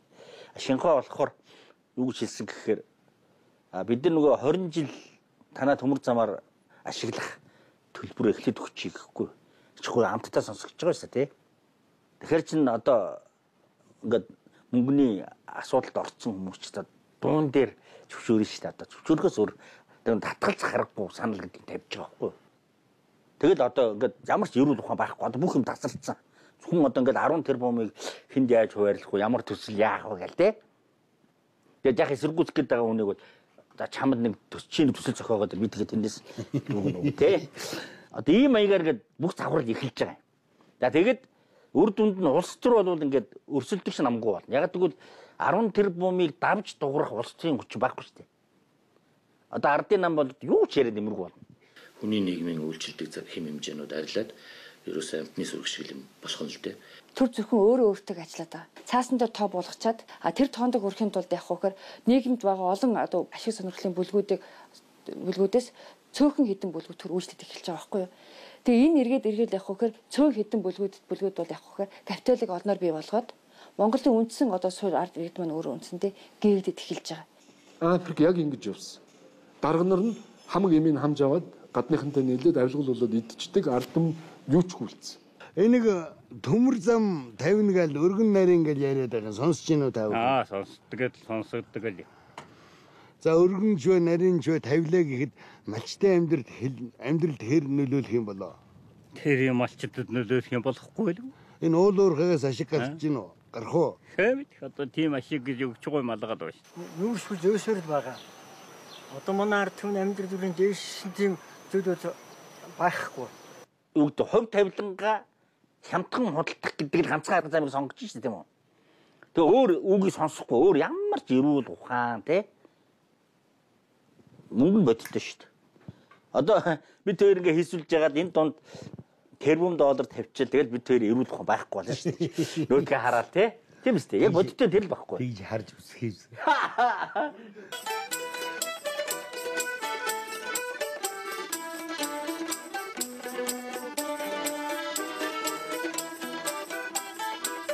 Би төрд гарч ирсэн учраас энэ боломжоо би дээцэгт нь өөртөө л ашиглая. Өөрөө л яаж одоо шаналж, яаж одоо зовж үзрэх нь тэдний асуудал. Миний карманд л хичнээн хэмжээний мөнгө орж иж лээвэл гэж зөвхөн өөртөө төрөвч хараад байгаа. Ядуу хүмүүсийн бодлоо. Энэ бол яг үхээр гинт баяжих гэсэн хүмүүсийн бодол. Тэгэхээр энийг бол бид нар зэгцлэхгүй бол яг ийм улс төрчлөлт явагдаад байгаа бол манай эдийн засагч тэлэхгүй, улс оронч хөгжихгүй. Хүн өөрийнхөө төлөө явах юм бол яаж хөгжих вэ? Хүн ардын төлөө явна гэх юм бол манайхад агуу ард хүмүүстэй дараа босч чадна. Тэгээ энэ эргээд нийгэмд бол хит баян хит ядуу гэсэн хоёр төдийг би босгоод нийгэм докторгүй байдлыг бий болгоод ирэхээр нийгэм өнөөдрийн байдлаар циклээр ингэж ороод ирж байгаа. Тэгэхээр хятад руу заавал нарийн цэг тавьж хятадтай заавал шууд холбогдно гэдэг ухаан өөрөө бол зүгээр эдийн засгийн ашигын ухаан болохоос биш тусгай төгнөлөө ухаан байхгүй байна. Эдийн засгийн гэж тайлбарлаж зүтгүүлж байгаа юм л да. Өнөөдөр зөвхөн эдийн засгийг сайжруулна гэж урагш нь бүх төмөр замаа тавиад тэрүүгээрээ Монголын баялагын урсгалыг бий болгоод ингээд эдийн засгийг аварчих юм бодоод үгүй бид нар бол энэ дотоод нөөц суулцсан асар их нөөц суулцсан байгаа. Тэгээ бид өнөөдөр энэ төмөр цамтай холбоотой асуудал дээр бол миний хувь хүнийхээ бодлоор бол маш эмзэг байдалтай хүлээж авч байгаа. Тэгэхээр нүүрсээ зараа танаас заруулахгүй гээгүй. Та нар зарж болно. Өргөн царгаад аваачаа зарчгаа. Үгүй ээ. $3 зөрүү одоо гараад байна. Заавал нарийн царийн тавина. Нарийн төмөр замыг ингэ шилжүүлэхээр $3 гэдэг юм яриад байгаа шүү дээ. Захын инженер хэлж ийлээ. Өнөөдөр үгүй бид нар нарийныг тавилаа гээд тэр проблем шийдэхгүй гэж хэлээ. Хятадын гайлын хуулиар эрентхийнээр харж болдгоо бараг заавал асгад юм бэл. Бид нар өргөнөөр аваачаад очсон ч асгана. Нарийнаар аваачаад очсон ч асах байхгүй. Тэр $3 гардгаал гарах юм бэл. Тэгэхээр бид нар нөгөө $3 хэмнэх гэж байгаа дүр үзүүлдэг нь би зүгээр энэ юугаа гаднаас хүний бодлогоор яваад байгаагаа халахж байгаа тийм. Гүйгүй би чиний $3 хэмнэх гээд байна гэж хэлж шүү дээ. Тэгэхээр бид нар хуурдах юм байна л да тийм үү. Өөрхий $3 хэмнэх гээд байгаа юм байна лээ тийм. Тэгэхээр зөвхөн нүүрсний тэр $3 ашигын төлөө ингэж хүмүүсийн толгой эргүүлсэнийг хэдэн төгрөг аваа яваад ч болохгүй л дээ. Энд чинь би 20-30 жилийн дараах асуудлыг ярьж байна. Аюултай байдал төрүүл хэн хариуцах юм бэ? Биднийг буруу үйлдэл хийж байгааг та юугаар нотлоод байгаа? Үгүй сайд чи ярьлаа. Энэ хүн өөрийнхөө шүү дээ. Би өөрийнхөө энэ хүн юу гэж ярьж бол энэ хэний төлөөлөл байж болно шүү дээ. Би тэрийг үгүйсэний төлөөлөл. Би бол аж ахуйн байгууллага бизнесүүдийн өмнөөс л ярьж байгаа. Яг үнэндээ. Нарийн цар тавих гэдэг хүмүүс чинь бүгд ашиг сонирхлын зөрчилтэй. За зүтгүүлж байгаа хүнийг одоо батгүй. Ямар төмөр замаар барих бол ёстой хүмүүсийн ярьдаг нь 33 дахь асуудал байхгүй юу? Өөрөө ухаан хотод хувь эзэмшдэг. За Сүвбат болд байна. Сүвбат бол зарсан нэрээр нууц нэрээр хувь эзэмшиж байгаа. За дээр нь одоо энэ нямдарж байгаа байна. Нямдарж байгааг бас идэвхтэй дэмжиж байгаа. Одоо таны яриад бүгд баталгаатай юм ярьж байгаа юм тест. Бүгд баталгаатай. Бүгд баталгаатай. Тэгэхээр энэ хүмүүс бол үнэхээр нарийн царгээ хурдан тавиад бушуухан шиг гаргаад тэр нүүрс байдаг юм уу, алт зис байдаг юм уу, юу байдаг юм бүгдээ гаргаад засгийн газар тийм бодолтой байна гэсэн үг үү те. Тэгээ энэ ч одоо ард талд нь бол ойлгомжтой шүү дээ. Өнөөдөр бол хятадуудын маш их одоо тусгай албадын явуулга тийм ээ. Ард талд нь чагнж элдв юм болж байгаад бүх юмуудыг ингэж зориут зохион байгуулалттайгаар хийж ингэж явж байгаа байхгүй юу. Одоо нямдурж сайдын хилээд байдаг шиг тэр бол одоо ингээд одоо хойшин чангаалаа тийм ээ. Одоо нэг хүн удаашруулж байна. Монгол улс асар түргэн хятадын мэдэлд очих байсан юмыг удаашрууллаа гэж ингээл яриад байгаа шүү дээ. Очигээд байгаа юм нямдурсээд. Нямдурж сайд бол ард талынх нь бодлого бол ойлгомжтой байгаа шүү дээ. Бушуухан ухаж аваад энэ хэдэн тэнэг монголчуудыг амаар нь гартал мантууч ихж өгөөл тий бүгдээ цатгалан байна гэж хэлүүлээл тэгээд ард талд нь байгалийн баялагийг нь ухаж аваад сууж яхад зорилго л байгаа шүү дээ. Энэ хүмүүс өөрөө ачиж байхгүй хүмүүс юм уу? Үр сад нь үлдэн үзлээ галсан. Үр сад нь гадагшаа гараад зүхтаагаад явчих байлгүй. Тэгээд л мань мэт нь одоо Орос Хятад хоёрын хооронд автомат бариад буудалцаад үлдэнэ гэж хятадуудтайгаа. Эднэр бол гадагшаа бүх мөнгөө хийгээд гадагшаа аль хэдийн сургууль сурлаа. Гадаад нөхөртэй боллоо, гадаад авгаа авлаа гэж бүгд гараа явчихсан шүү дээ. Тэрэнд бол ерөөсөө санаа зовох асуудал бол. Тэдний хувьд бол санаа зовох юм байхгүй тий. Та нар зовох нэ. Би өргөшөө гараа явчихна. Бодлогогүй явахыгаа зориуд бодлого болгож байгаа юм шиг юм ажил сүүлийн жилүүд одоо 2 жил явснаас бол ийм нөхцөл байдал үүсчлээ гэж бодож байна. Тэгээд энэ хүмүүс ч одоо яаж нэгтэн зөвхөн өнөөдөр ухаан хотгийн тэр цөөх хэдэн гэр бүлийн бизнесийг дэмжихэд тулд Монгол улс үндэсний одоо нэгдсэн бодлого төмөр замын нэгдсэн бодлого гэж байдаг бол тэрийгэ задлаад тусдаа юм тавьж шин. А үүнийг одоо энэ чинь өөрөөсөө гачээ тайлбарлах юм бол ард түмэн чинь ухаантай учраас энэ чинь биднээс нөгөө молодтой нөхөр энэ нь сайн юм ихгүй энийг зөвшөөрөхгүй гэдэг ингээд дэмжихгүй шүү дээ. Тэгэхээр энийг одоо хийдэг тодорхой тийм нийгэмд одоо сурталчилдаг тийм хөлсний судлаач бодлоод авсан. Яг нарийн яриул дэлхий дээр ерөөсөө нарийн царил байдаг байхгүй юу? Яг нарийнда бол бидний нэрлээд байгаа нарийн төмөр зам чинь дэлхийн стандарт байхгүй юу? Ганцхан хаттын эрх ашиг биш шүү дээ. Хятадтай л холбож яриад байгаа болохоос биш. Нэгдсэн үндэсний байгууллагаас 2014 оны нийтлсэн Транс Азийн төмөр замын сүлжээний зураг байдаг байхгүй юу? Тэн тусахнаас нь аваад үзсэн бол 1435 мм-ийн сархитай хятад улсыг тойрсон тийм ээ. 14 одоо орноос 9 орн одоо өөр сархитай байдаг. Жишээлбэл одоо Мьянмар, одоо Тайланд, Камбож, Бангладеш, Вьетнам гэсэн улсууд бол одоо 1000 мм-ийн сархитай. Казахстан 15-та 20-той тийм ээ. Энэтэг 16-76-тай. Бүр өргөн зэрэгтэй. Тэгээ Казахстан гэдэг том улс. Энэ бас 1520. Тэгэл Орос 1500, манайх 1520. Цариг чинь ерөөсөө л энэ өөр өөрийн тусгаар улсын бодлого стратеги байдаг байхгүй. Тэгэхээр ганцхан Монголд ингээл хятад юм зарах гад ядраад байгаа биш юм билээ. Казахууд чинь нефттэй, хийтэй, тэгээд өшөө хятад зарах зөндөө би. Хэргийзүүд бас би. Биеремтч би. За тэгээд биеремч бас манайхтай адилхан зэсмэс нэтри байгаа. За тэгээд Вьетнам. Эдгээр тэгээд яагаад Вьетнамууд болохоор хятадаас илүү нарийнхан. Энэтгүүд бүр өргөн. Гэт ингээд эдгээр яагаад ингээд адилхан стандарт хийчихдэг юм бэ? Яагаад ингээд шилжүүлэн ачихад манайх ч нэг ийм юм яриад байгаа юм да. Шилжүүлэн ачихаар $3 илүү гарах гэдэг юм гээд. Тэд нар бол $3 илүү зарыг гэж бас боддог хүмүүс биш үү? Гэхдээ энийг өгөхөөс өөр арга байхгүй. Яагаад гэвэл гээд бодлоготой хүмүүс байхгүй. Хойд солонгос ганцхан хятадтай нэг стандартаас алгадчих юм байл. Тэгээ үр дүнд нь хойд солонгосын эдийн засаг бол 92% хятадын хамаарал хяналтанд байна.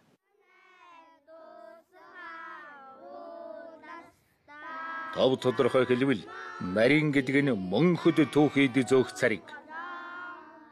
Өргөн гэдэг нь боловсруулах үйлдвэржилтэнд хүргэх цариг. Хөгжилд алинаар нь хүрэх тухай маргааныг цөөн хідэн зоосны ашиг гадны сонирхлоор хөтлөх ятгалгууд бодижиж бидний хүүхдүүдийн бас тэдний хүүхдүүдийн цаашлбал Монгол үндэсний оршин байх ирээдүйг хорлож мэрж ихсэн тул эрх баригчдын биднээс нуугаад байгаа 8 оны үнэн мөнийг ойлгох тэмцэх цаг иржээ. Түүхийн эд байх тусмаа үнэн баг худалдан авахч баг гэж яахгүй. Одоо та бидээс одоо ингээд баахан олсны ургамал авчирч урд хайчаал те. За наадахаар өмд хийгээд өмсгөл бид хийж чадахгүй. Чадахгүй. Хийдэн жинс авах юм бол тий. Яаж хийгээд авах? Түүхийн байх тусмаа хямдхан. Тэгэхээр тэрийг сүрч чадахгүй юм бол төр ус гэж байгаад яхаа гэж яахгүй. Бид нарийн зэргийн асуудлуудыг шууд одоо уурхай нурд руу ингээд түүхийд борлуулах цэг рүү аваачаад явуучих юм бол боловсруулах үйлдвэр нөгөө үйлдвэржилтийн бодлого эднэр гэдэг чинь байхгүй болчихно. Эртээр тэр телевизээр ярьж байгаа усуудыг би харлаа. Баахан одоо жишээ нь яг энэ нүүрсний аж үйлдвэрийн талын одоо гол мэрэгчлэтнүүд болтой хүмүүс ярьж ил. Тэгээ тэр хүмүүс юу гэж ярьж байгааг өгөхөр зэрэг 5 толгоогоос зүүн цэгэл рүү чиглэсэн одоо жишээ нь урт шугамын одоо жишээ нь төлөвлөлт гаргасан. Энэ бол ямар ч ашиггүй. Ажуухан талаар нь цоолоод гоожуулаад мөнгө авчих ёстой байтал яагаад тэр сайн шинд руу явуулаад цаашинд бичигдтэйгээ дэрийн цав руу явуулаад байгаа юм бэ гэж. Энэ бол ерөөсөө тийм эдийн засгийн хувьд, геополитикийн хувьд, улс төрийн хувьд ерөөсөө нийгмийн хувьд гэсэн оновчтой биш бодлого. Ягаад гэвэл энэ бол жаахан настай улсууд харагдж илээ. Гэхдээ тэр гений ярьж байгаа хэрэг. Монгол бол дотооддоо одоо жишээ нь нэмэн үрдэг буюу баяжуулалт хийх үйлдвэрүүд тэрэн дээрээ саадах тэнд нь үртгэн эргэж явах тийм одоо өөрийн сүлжээтэй байх шүү дээ. Ингэж ээж бусдаас хамааралгүй болно. Уг нь бол яг би Батбарлаг сайдын санааг бол юу гэж хараад байгаа гэхээр эхлээд нөгөө аж үйлдвэрийн зохицолбор гэж юм руугаа түүхийдээ аваачаад тэндээ ингээд юм хийдэг болоо. Хамаагүй хүн муулжиг л дээ те. Яасан болохын нүсийг тгий шатаадгүй энэ дэр гал. Заах хүн зөндөө гарна. Тэгтээ ингэж яагаад нэг юм сурна. Тэрний дараагаар бол энэ түүхийн зөөгчн бол 2 3 дугаар асуудал байна. Ер нь бол 2010 онд бид нар төмөр замын бодлогыг батлуулахдаа маш хэмжээний судалгаа одоо мэдээж маш олон хэлцүүлгүүд явагдсан, одоо судалсан барьсан, 2 хөрштөгөө уулзсан дэлхийн одоо төмөр замын бодлого тийм ээ далай гарцтай орны төмөр замын бодлого, газрын баялагтай орны төмөр замын бодлого. За манайх шиг 2 гүрний дунд байгаа улс яад ингээд эн чинь бол маш олон хүний хэлцүүлэг явсаар байгаад 2010 онд тэг хурлаар оруулж хэлцүүлээд байнгын ороор хэлцүүлсэн. За 10 оны төмөр замын бодлого бол бид нар яасан. За говийн бүсүүд олдсон энэ аймаг болгонд байгаа баялагуудыг ерөөсөө энэ жишээ нь одоо энэ Говьалтай аймаг, Говьалтай цээлс маш хэмжээний төмрийн өдөр байдаг. Энэ төмрийн өдөр за энэ Баян хонгор аймгийн Шинжинс цум байгаа. Энд бол маш хэмжээний нүүрс, мөн зэсийн одоо илэрцүүд байгаад байдаг. Ингээд энэ нарийн Сүхбаатад байгаа бас маш сайн хэмжээний нүүрс. Ингээд ийшээгээ явахаар нөгөө алдарт 5 толгой Хуавдгийн одоо кокс нүүрсний орд ингээд энэ Дорногов аймаг руу ороод энэ цагаан суургаар дайраад энэ сайн шанд руу ингэж холбосон юм аа. Төмөр замын бодлогоо гаргахад. Энэ ямар учиртай вэ гэхээр энэ говийн энэ олдсон баялгуудаа бүгдийг энэ төмөр замаараа зөөгөөд энэ сайшин тогтдоо төвлөрүүлээ. Ингээд эрэнгүүд энд байгаа асар их хэмжээний төмрийн хөдөр маань ингэж урагшаа гараадаг. Энд төмрийн хөдрөө энд боогод эндээ нэмэн үртэг үйлдвэрсэн хүнд аж үйлдвэр байгуулад энэ төмөр замаараа ингээд доронттой холбоод нөгөө талдаа ингээд одоо зүүн Аз буюу бидний одоо ойрхон далайн гарц руу гарья гэсэн ийм санаагаар энэ бодлого батлагдсан юм байна. Юу гэж хэлэх гээд байна гэхээр говийн бүсийн энэ баялгуудаа ганцхан газар боловсруулъя. Өнөөдөр бид нар энэ Эрдэнтийг одоо хэдэн үеэрээ идэж шít нэг Эрдэнэт энд нэг 4-5 Эрдэнэт барьж ингэх юм бол энэ дотоодын нийт бүтээгдэхүүн хүмүүсэнд бас нэг аж үйлдвэрч орн болно. Яагаад ганцхан сайшаанд вэ гэдэг хахаар бид нар юу гэж нэгээр. За энэ газар нутагч нь одоогийн байдлаар бол малын тоо толгой 50 сая хүрсэн маш их бэлчээрийн шаардлагатай учраас энэ аж үйлдвэр гэдэг бол бас тодорхой хугацаанд бол асар их байгалийн бохирдол явдаг учраас асуудал гарвал ганцхан газар байя. Хүн ам маань өөрөө 3 сая хүрээгүй байдаг. Маш олон газар аж үйлдвэр байрна гэдэг бол өөрөө бид нар эргээд экологийн асуудал нөгөө бэлчээрийн малын асуудал гэсэн ийм асуудлуудаар энд ингэсэн юм аа. Тэгээд хэрвээ бид нар бүтээгдэхүүн гэх юм бол борлуулна гэдэг юмараа бол ингэж тооцсон энэ лүгэ урд түвш рүүгээ ингээд мөн Европ руу гарч болно ингээд зүүн Аз руу гэсэн юм. Өнөөдөр бол төмөр хийцээр бол асар их юмнууд хийгдэг. Тэгээд энд бол бараг 1 тэрбум орчим тонны төмрийн илэрч байгаа. Энэ ерөөсөө кокс төмөр хоёр нийлж иж төмөр хардаг. Гам бол ерөөсөө үндсэн 3 зүйлийг л одоо холж хийдэг. Энэ нь бол төмрийн хөдөр, коксчдаг нүүрс. За дээрэс нь нөгөө бидний ярьдаг шохон чулуу. Энэ 3-ыг л ердөө ийм л энгийн зүйл. Тэгэхдээ мэдээж хэрэг үйлдвэрлэлийн тоноглол тэр бүх юм бол нарийн процесс явна. Өөрөөр хэлбэл сайн шандаас цаашлах хэсгүүдэд Монголын стратеги маш том ордууд бий. Энэ ордуудын сүлжээн дээр дамжуулж төмөр замын шугамд төлөвлөсөн байна. Өөрөөр хэлбэл Монголд хэрвээ одоо чинь гашууны бомбт дээр ямар нэг одоо техникийн саадалч гэдэг юм уу зарчмын одоо шигэрээ контракт үнийн холбоотой асуудлууд гарч ийлээ гэхэд бусад бидэнд өөр портууд руу хүрэх өөр гарцууд бидэнд байж байгаа шүү дээ. Өөр баялгуудаа техник нөхцлүүд байх шүү дээ. А тэрнээс гадна сайн шанд гэдэг зүйлийг одоо чинь аж үйлдвэрийн паркийг бий болгоход юу гэхээр зэрэг хойноос чиглэх, зүүнөөс чиглэх, баруун насаа чиглэх бүх сүлжээн дээр тэнд л бид нар баяжуулалтын нөхцөл байдал нөгөө гангаан үйлдвэрлэх, нүүрсээ баяжуулах гэх мэт олон зүйлүүдийг хийж өөртөө одоо баяжуулах нөхцөл байдлыг үүсгэх ёстой. Улс тусгаар тогтнохын тулд хамгийн түрүүнд эдийн засгийн гол 2-3 зүйлийг шийдэх ёстой юм гэсэн. Энэ одоо захиргаан одоо нефт шатгуун үйлдвэрийн дотор одоо төмөрлөгийн үйлдвэр улс ерөөсөө тусгаар тогтнохын гол үндсээ бол төмөрлөгийн үйлдвэр байд юм гэсэн.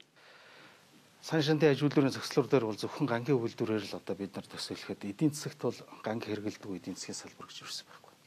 Тэгээ бүх юмны суурьчин бол ган байхгүй. Тэгэхээр бид нар одоо үйлдвэрчлэлтийг хөгжүүлэх гэвэл гангийн том зохицлоор одоо барихаас өөр байхгүй. За 2007 оноос эхлээд бид нар бол хөдөр экспортод гаргаж эхэлсэн байдаг. 2012 онд бол 8 сая тоннд хүрсэн байдаг. За энэ 8 сая тонноор бол хөдрөөр бол 4 сая тонноос одоо баггүй ган гаргаж авах боломж бол байгаа байхгүй. Өнөөдрийн одоо хөдрийг тэр дүүхийг гаргасан юмнаас. Тэр 1 тонн хөдрийг бол бид нар өнөөдөр $100 гаргаж байна л да. Үндсэн цэвэр үн. Тэр 1 тонн ган $500-оос доош орж исэн түүх байхгүй. Тэгэхээр тэрнээс дэш 1000 хүртэл одоо өсч болно. Ямар ган хийж байгаасаа хамаарат. Тэгэхээр энэ эдийн засгийн чинь энэ үр ашгийг ингэж л одоо өртөг шингээж дэвшлүүлдэг ийм л одоо учиртай л. Тэгээ гангийн зохицлуураар бол бид нар одоо мөс хаглагч гэдэг юм одоо сайн шандын аж үйлдвэрийн зохицлуурын мөс хаглагч төсөл нь бол гангийн зохицлуур. 2 саяас 5 сая тонны хүчин чадалтай гангийн зохицлуур байх хэрэгтэй. Эхний ээлжинд бол мэдээж хэрэг тодорхой хэмжээг бол бид нар экспортод гаргах байх. Дотоодын хэрэгцээ бол ойрын одоо 10 жилдээ бол шууд 2 сая тонн хүртэл дотоодд хэрэглэх боломжтой. Та 2 сая тонноос илүү гарсан хэмжээг бол мэдээж хэрэг экспортод гаргана. 1000 хүртэл бол байж болдог практик бол бий. Одоо өмнөд Солонгос байж 1000 кг одоо металл 1 хүнд оногдож идэг. Үйлдвэрлэх одоо хэмжээгээр. зах зээл бол хангалттай. Бидний одоо яриад байгаа 5 сая тонн бол 1 миллиард одоо дэлхийн гангийн хэрэгцээ ойрын ирээдүйд нэг 2.5 миллиард болно гэдэг юм л да. Одоо бол 1.5 миллиард. Дахиад миллиард өсөх гэж байгаа байхгүй 1 миллиардаар. Тэгээ тэрэн дотор 5 сая тонн ган одоо юу юм бэ? Энийг ч одоо олж чадахгүй бол улс гэж байгаад яах юм бэ? Сая таны ярианд дурдгдлаа нэг хүнд оногдох металл гэж яриад штэ. Хүн төмөр идэхгүй. Энийг та тодруулж үзэж дэлж байж. Үндэсний нийт бүтээгдэхүүн чинь өсөх тусам нэг хүний одоо өөрийнх нь хэрглэж байгаа хэрэглээ тэрэн дотор орж байгаа металлынх нь орц нэмэгдэж байгаа байхгүй. Одоо жишээлбэл байшинтай хүн болгон байшинтай болно гэхлээр тэр чинь арматурууд байшин барихад чинь одоо маш их арматур хэрэгтэй. Тэгэл машин, техник, айл болгон машинтай болчлоо тий. Миний хүүхэд байх үед ГОК Эрдэнэтийн үйлдвэрийг барьсан. Энэ улсын үйлдвэр чинь өнөөдөр 24 жил багш нарын, эмч нарын, хүүхдүүдийн цэцэрлэгийн хоолны мөнгийг л нуруунд дээрээ тээж ирлээ. За Эрдэнэт үйлдвэрийн одоо хүчин чадал эдийн засгийн үр ашиг бол гангийн үйлдвэртэй харьцуулах юм бол одоо 5 Эрдэнэт үйлдвэрийг одоо шинээр барьж байгаатай шууд нэлээгээрээ шүү дээ. Шууд ус нэлээгээрээ бол хэдхэн өсгийг бол одоо тооцоол мэднэ.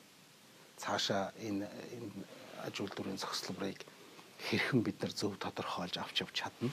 Тэрнээс хамаарат эдийн засгийн үр ашиг нөлөө нь бол улам л өсөх. 10 дахин ч нэмэгдэх боломж бий. 10 Эрдэнэт үйлдвэртэй тэнцэх тийм эдийн засгийн өр өгөөжийг өгөх тийм зохицлоор болж ч мэднэ. Би бол хамгийн багадаа 5 дахин өснө л гэж. Бажуултыг дотроо хийнэ гэдэг бол манайх ажлын хүчний хувьд бол асар их олон хүний тэжээх ийм нөхцөл байдал. Нарийныг хүсэж байгаа хүмүүс бол ерөнхийдөө бол маш төргөн мөнгө олох.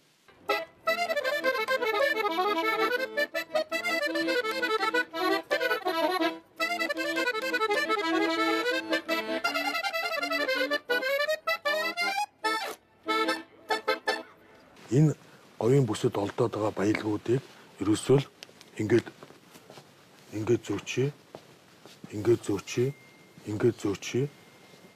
ингээд зөөчээ, ингээд зөөчил гэдэг юм яваад байгаа байхгүй. Ингэх юм бол бид нар энэ нэмэн өртөг гэж байхгүй зөвхөн түүхий гэдэг юм экспортлсон үйлдвэрлэгүүнийг юм бол орон борно гэсэн.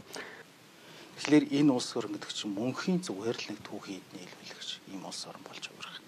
Яг нарийн төмөр зам орж ирэл нүүрс хурдан зараад ингээ болно л үсттэй гэдэг. Гэтэл энэ нь өөрөө биднийг юм боловсруулах сонирхолгүй болох.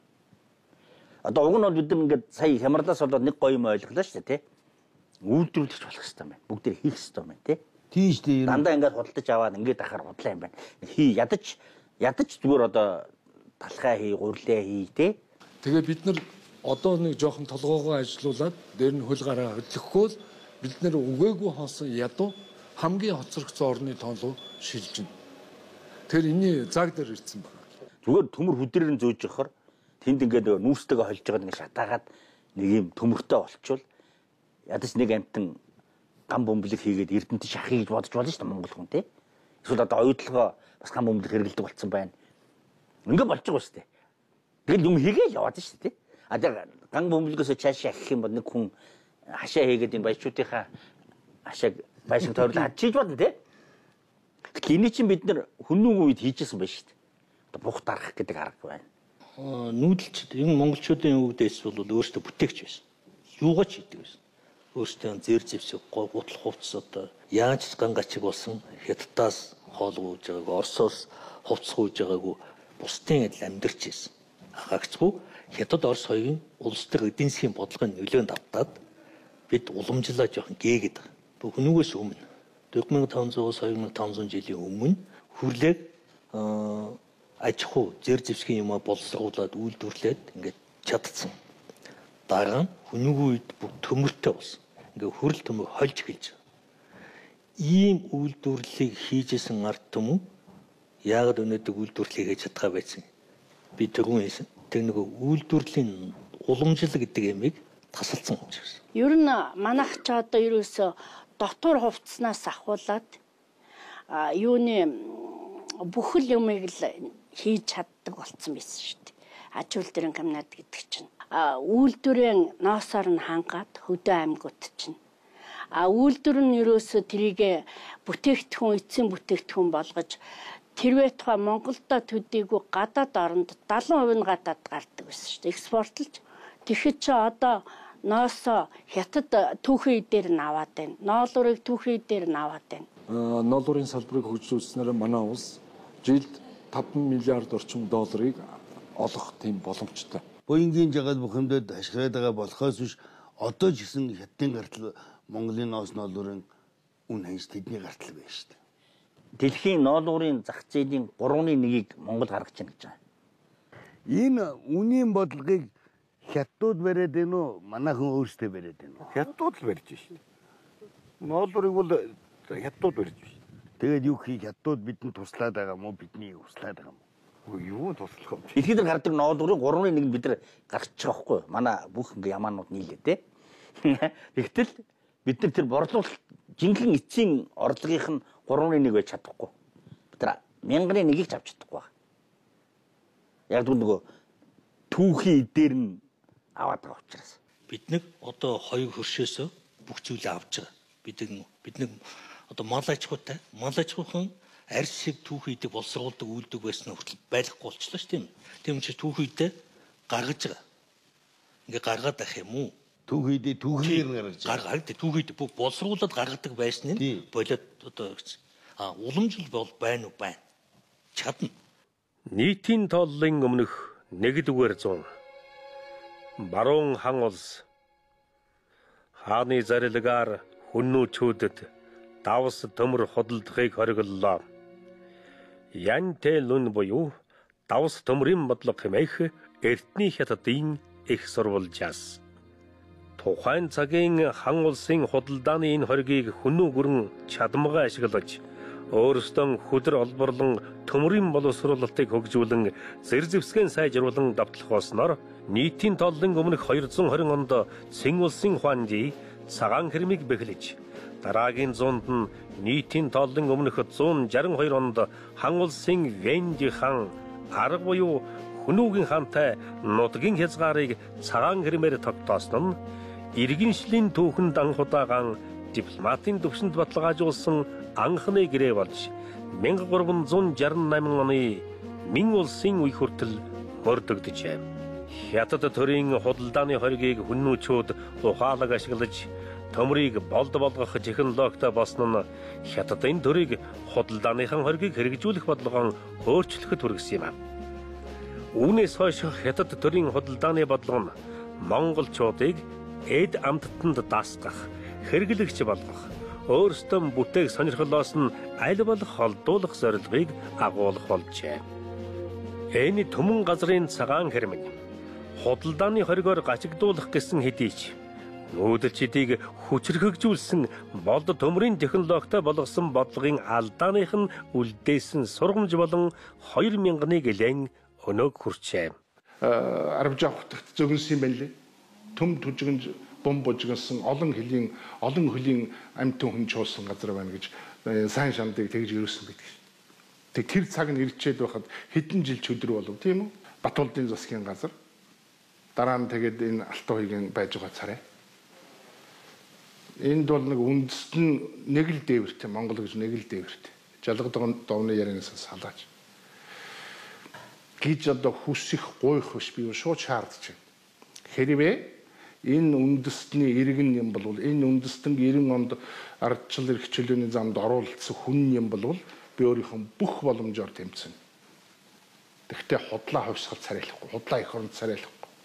Их уралд очиж суучгаад тэгээд их худлаа их оронд царайлаад үгээр хүнийг элвдэдэг энэ аргаас холдох хэрэгтэй. Толстой үг байгаа. Үг үзэл бодол хоёр битгий итэг. Үйл хэрэгт үнэмш гэж. Тэгээ үйлдвэр байгуулах штэ зэрэг саад дотоодын саад шиг харагдж байгаа боловч магадгүй гадны дэмжлэгтэй тийм байж бас болцолгүй байна. Бид бол өмөрхийг өмөрч, үзэн ядахыг үзэн ядж энэ хорвоог бардаг жамтай. Тийм болохоор буруу байна шүү та нар. Та нар буруу явж байна шүү гэдгийг бол хатуугаар хэлэх. Хүн болгоны захын эмгэнээс өвгнөөс асуусан ч энэ үгээ хэлэхээр болчлоо. Өнөөдөр тэр байтугай их зорилгыг дандаа мохоохын тулд энэ төр ажиллаж байна. Төмөрлөгийн үйлдвэр тон явж өгөхгүй байна. Нефтийн үйлдвэр бүр явж өгөхгүй байна. Манай төр эзэнгүү нөгөө л манай төр урд худалдагчаад энэ бодлогыг бариад байна гэсэн ийм санаал гарч ирж байгаа шээ. Байж болно. Үхэх. Одоо мэдгэж л байна шүү дээ. Яагаад бүтээх үйлдвэргээ энд хийхгүй заавал түүхийдээ гаргаж байна. Гэхдээ энэ би зүгээр телевизээр тантай адилхан үзэгч шүү дээ. Би улс төрийн. Тэг нүүрс гэдэг юм когсчуулаад бэлэн бүтээгдэхүүн болохоо үнэтэй байд юм гинэ. Тэгээд зархаг ашигтай байд ингээд яриад байгаа. Гэхдээ манай нүүрс чинь когсчдаг одоо хамгийн үнэтэй нүүрс гэдэг. Тэгсийг нэг цааш нь одоо ингээл одоо автомашин төмөр замаар зөөгöd байна. Ямар утга вэ? Гэхдээ жоохон алдчихж байгаа ч гэсэн нэг өр тавьж байгаас үйлдвэрээ барьж тэгээд дараа нь бэлэн бүтээгдэхүүн зарга гэж би бол дотороо тэгж боддог. Гэхдээ би шийдвэр гаргадаг хүн биш. Гадаадын эдийн засгийн эдийн засгийн бодлогын улс төрийн бодлогын экологийн бодлогын маш хүчтэй бодлогууд үйлчлээд байна шүү дээ. Хүмүүн төрлөختний түүхэнд эзэн төгрөм байгуулсан үндэстэн цөөнгүй бий. 2 удаа эзэн төгрөм байгуулсан үндэстэн нэг л бий. Энэ нь монголчууд бид. Эзэн төгрөнүүд бууран дорёцсон нийтлэг шалтгаан нь технологи үйлдвэрлэл хөгжүүлээгүй байдаг. Бидний 2 удаагийн уналтын түүхч энэ алдааны их үүсвэр хэрэглэгч сэтгэхүйтэй холбогдно. За тэгээд ерөнхийдөө 10 оны 6 сарын 23-нд их хурлаар баталсан. Ингээд бид нар ажилд орох улс мэдээж нөгөө нэг ээлжид мөнгөгүй гэдэг юм аа. Хөгжлийн банк байгуулсан байсан. Хөгжлийн банкын дээр нь ингээд энэ асуудлаа ярихад бол мөнгө төгрөгийн асуудал дахиад яригдсан. Ингээ мөнгө төгрөг өгөхгүй болонгод ерөнхийдөө юу бодсон бэ гэхээр за энэ бол тухайн үед Сүхбаатарын Батболд ерөнхий сайд байсан. Энэ 5 толгой дээр өөрөө хувь эзэмшдэг учраас ашиг сонирхлын зөрчил гараад энэ төмөр зам гэдэг юмыг явуулахгүй байна гэсэн бодол бол надад тээгдэж орж ирсэн. Их хурлаар батлана гэдэг маань өөрөө хууль батлагдана гэдэг тэр засгийн газар хэрэгжүүлэх ёстой. Ингээд бид нар батлагдсан гэсэн одоо хуулийнхаа дагуу банкнаас зээл аваад энэ одоо судалгаануудыг бүгдийг хийсэн юм.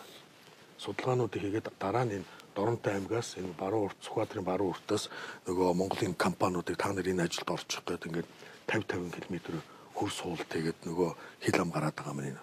Би энэ дээр юу бодсон за нэгэнт мөнгө өгөхгүй юм чинь ядаж ингээд ихлүүлсэн байхад за эхэлсэн юм чинь мөнгөний өгөө гэсэн ийм санаа засгийн газараас гарч ирлээ гэж ингэж бодсон харамсалтай нь энэ засгийн газар Сүхбаатарын Батболдын засгийн газрын үед бол ерөөсөн нэг төгрөгч өгөөгүй ингээд энэ ажил ингээд зогссон юм аа. Нарийн царгаар 5 толгойн нүүрсийг маш их хэмжээгээр зөөхөөр тийм бүтэц бий болчих юм бол нөгөө сайн шанд руу чи явах төмөр зам чинь ашиггүй дээрээс нь тэрийг санхүүжүүлэх хөрөнгө оруулалт олдохгүй болж байна. Бидний чинь ярьж байгаа аж үйлдвэрийн цогцлбор чинь үндсэндээ ашиггүй. Тэр ашиггүй байх учраас хөрөнгө оруулалт олдохгүй. Ингээд нөгөө бидний нөгөө олон жил мөрөөдсөн үйлдвэржилтийн бодлого чинь байхгүй болчих. Тэгээд тэрэнд нь үнийн бодлого яваад ирэх юм бол гангийн үйлдвэрт 1 тонн коксдог нүүрсээ авэчиж өгснөөс түүхийгээр нь гаргахаар ашигтай байх тийм эдийн засгийн схемийг бол бодол олчих штэ гадны улсаар. Тэгэл бид нар үйлдвэржилтийн бодлого бол үндсэндээ эдийн засгийн л ийм аргаар нам зогсож байгаа. Ийм учраас л бид нар нарийн царгийг эсэргүүцээд яриад бид нар бол энэ үйлдвэржилтийг нарийн царгийг яг эсэргүүцээд байгаадаа биш үйлдвэржилтийн бодлогонд хориг саад болох механизм үндсэн нөхцөл бүрднэ гэдэг үүднээс нь ийм байж болохгүй гэж хэлж байгаа байхгүй. Бид өөрсдөө үйлдвэрлэгч бүтээгч орн болохгүй бол газар ширхэг авахж эцсийн босруулалт хийхгүйгээр түүхийг нь зөөгөөд байх юм бол бид энэ хамаарлаасаа гарч чадахгүй. Аливаа улс орн гэдэг бүтээгч байж ээж дэлхийн том зах зээлд өөрийн нэрийн одоо бараа бүтээгдэхүүн гаргадаг байж ээж л эдийн засаг нь одоо дархлааж ин шүү дээ. Өнөөдөр байдлууд бид бүтээх чанар алдчихсан. Өнгөрсөн 20 жилийн хамгийн том алдаа бол Монгол улс бүтээх чанар, бүтээх аж үйлдвэрлэлийн суур, техник, технологи болсон хүчний нөөцийг дээр маш том алдаа гаргаж ягдэл байлгаж. Их хурлаар батлагдахдаа нэн тэргуунд энэ төмөр чой болсон хүртэлх төмөр зам буюу 1100 км төмөр замыг ингэж төрүүлж батлуулсан юм байна. Яагаад гэвэл энийгээ төрүүлээд ингээ барьчих юм бол энэ төмөр замд хөрөнгө оруулагч эргэлзээгүй болно. Мөн сайшаандд хөрөнгө оруулж байгаа хүмүүс эргэлзээгүй болно. Яг л сайшаандын гол юм чинь энд байгаа тэр 5-7 өнөөснөд хэрвээ төмөр замаа ингээд тавьчих юм бол энэ төмөр зам руу хөрөнгө оруулах ийшээ хөрөнгө оруулагч нар бол эргэлзээнд ордог юм аа. Өнөөдрийн хүртэл бид нар энийг яагаад яриад хөрөнгө оруулагч нар эргэлзээд байна гэхээр танаа өдөртлгөө танаа улсын сайд дарга нар ч юм бол урагшаага төмөр зам тавина гэж яриад байна. Тэгэх юм бол бидний энэ хөрөнгө оруулалт өөрөө эргэлзээтэй эрсдэлтэй болоод байна гэдэг ийм л юм үүсч. Хэрвээ төр засаг ганц энэ их хурлаар баталсан зорилгынхоо төлөө бүх хүн энийг ярьдаг, энэ үйлдвэржилтээ ярьдаг, энэ улсын хөгжлийг ярьдаг байх юм бол хөрөнгө оруулагч нар л эргэлзэхгүйгээр хөрөнгө оруулах тийм нөхцлүүд бол бас бүрдэх юм аа. Энэ засгийн газрын чинь хүний ухаанаар яваад байгаа юм биш үү? Гадны хүний явуулгаар тулгалт. Гэхдээ яг над бол ингэж бодогдсон. Гэхдээ яг ингээд ажил хариуцсан хүний хувьд эндээ хэцүү юм их байгаа. Одоо ингээд эдийн засаг унтсан байна, мөнгө дутагдж байна. Валют дутагдалтаагаас болоод төгрөгийн ханш өдөр ирэх тусам унж яа ингээл те. Энэ бүхнийг зогсоё гэж бүх монгол хүн бодож байгаа. Гэхдээ тэрний төлөө илүү их юмаа тавиад туучих болохгүй шүү дээ. Өөрөөс үндэстнийг холбож байгаа юм нь ирэх ашиг гэдэг байхгүй. Тэр хоёр талаасаа л их гоё их зөв шийдэх. Тэр шийдлийг олох хэрэгтэй болохоос хялбарчлал за чинийхэр бол л гэдэвэл бид тав алхаж чадхаа болж байна. Ер нь бол яг хуу хятадтай эдийн засгийн хамтын ажиллагааг арай жоохон өөр байр суурьнаас хийхгүй хил хаагаад 3 жил болоход л бид нар юмаа хийгээл явж идэг л байх хэрэгтэй.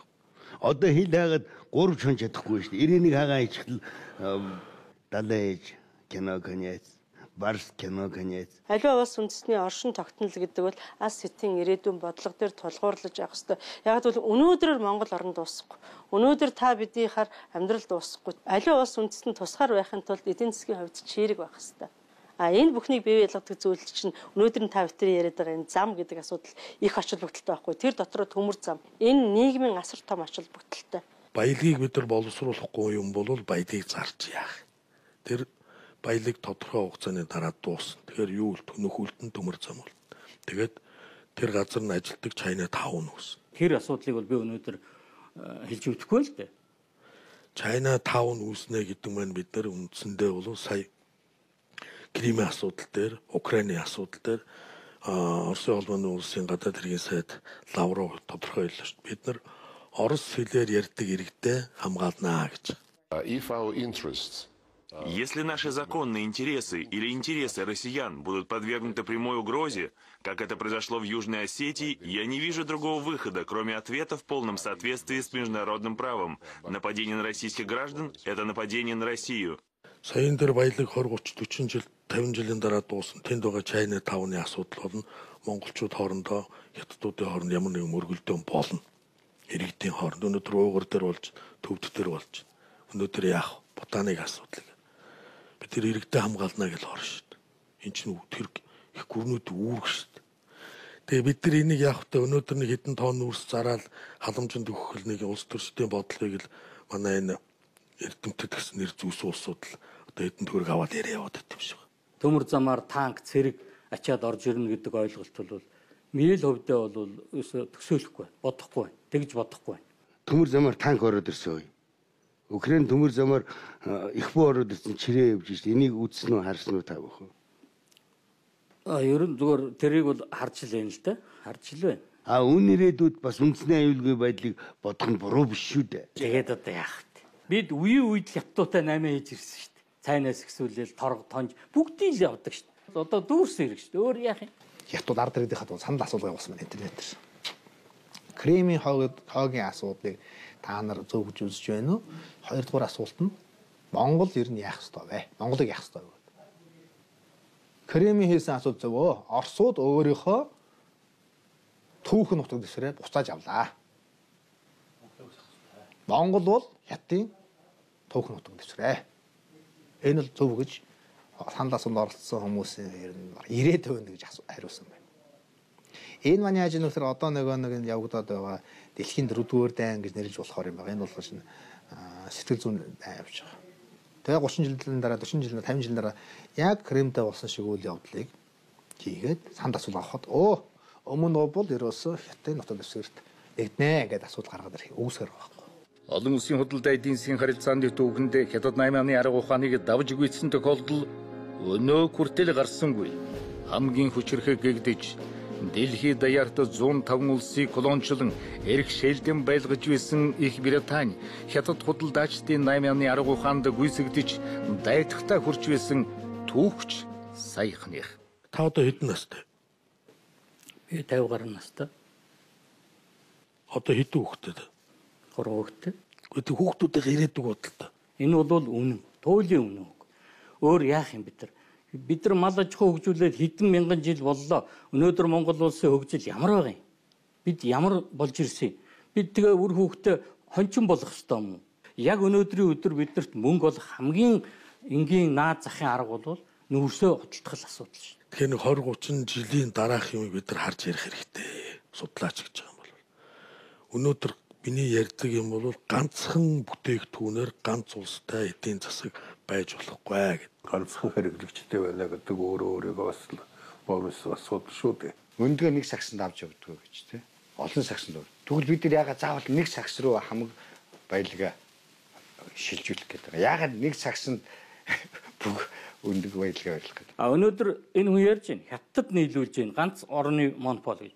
Энэ бидний бурхнаас заяатсан нөгөө геополитикийн асуудал шүү дээ.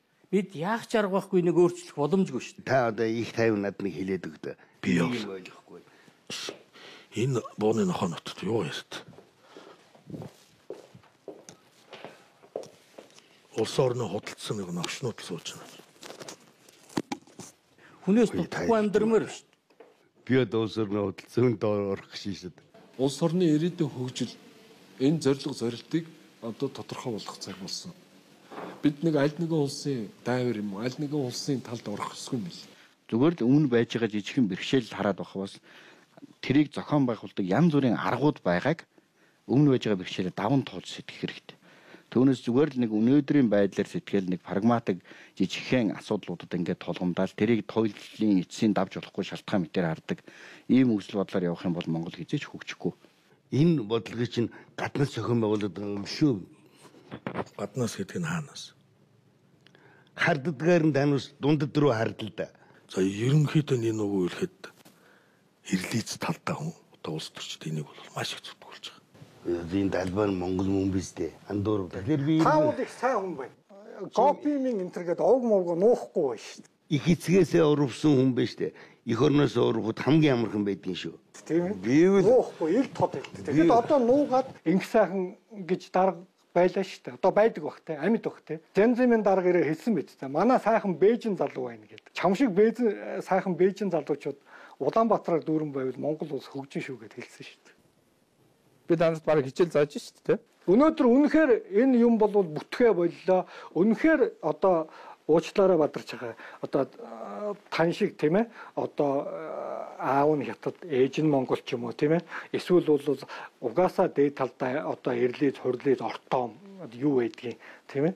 Ингээд болоо явцсан энэ залуучууд энэ төрд гарч ирсэн бөөкснүүд өнөөдөр одоо ингэж хийж байгаа учраас өнөөдөр бид нар ялагдж байгаа.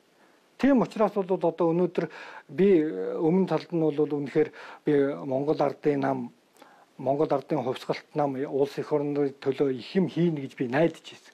Миний найдлага тасарсан. Өнөөдөр би ардчилсан намыг бас хийх байх гэж би үнэхээр гордож, итгэж 24 жил боллоо. Найдаж явсан. Тэгэхэд өнөөдөр ардчилсан нам яаж вэ? Ардчилсан намын толгойд нөгөө эрлийд хурлийд чинь бүгд очиж суудсан. Одоо бүгд ойлгомжтой шүү дээ. Баяр цогцоос эхлээ бүгд одоо очиод суудсан. Одоо танай лөөвөрчингүүд дотор би лөөвөрчин бишээгээд босоо заргалдах хүн надтай заргалдах хүн байхгүй шүү дээ. За тэр офшор дансыг ярих бай. Одоо бүгд мэддэг болсон. Баяр цогт үннээ хэлсэн. Би шүннээ хэллээ. За төрлөө мэдбиний дөө. Ярилцлага өгөөч. Би одоо өвөгийн чинь таньнаа сэлэнги тарай явчихсан гэдэг үннээ хэллээ. Тэгээ маяг над бас үннээ хэлж байна. Аргашгүй үстэй. Хуйг намаагүйсэн, Батбаяр намаагүйсэн энэ жилдээ би ярихгүй. Харамсалтай уу гайхамшигтай Яттын элиз хөрлөзүүд төрөөр мөн дүүрэнч байх юм. Би бол тэрэнд хүнийхнөө дургуутж байгаа юм шиг хүн эцэгээ сонгохгүй. Гэхдээ энэ тусгаар нэг төр юм бол 2-3 мянган жилийн түүхтэй юм бол энэ төрд чинь энэ үндэстнийх нь цусных нь хүмүүсийн бодлого гэж юм заавал байх хэрэгтэй. За яг би ирлээ дээ. Гэтэл өөрийн чи яриан дунд энэ худалдачаад байгаа улсууд чинь релизүүд биш шүү дээ. Цэндүүн хөг релиз гэж хэлэхгүй зэ нэмдэрсэд. Монголчуудыг 5 аргаар иднэ гэж тийм ээ. Хятадын ухаан тийм ээ. Эд мөнгөөр, эхнэр хүүхдээр тийм торог дурдангаа. Сайлын амт сайн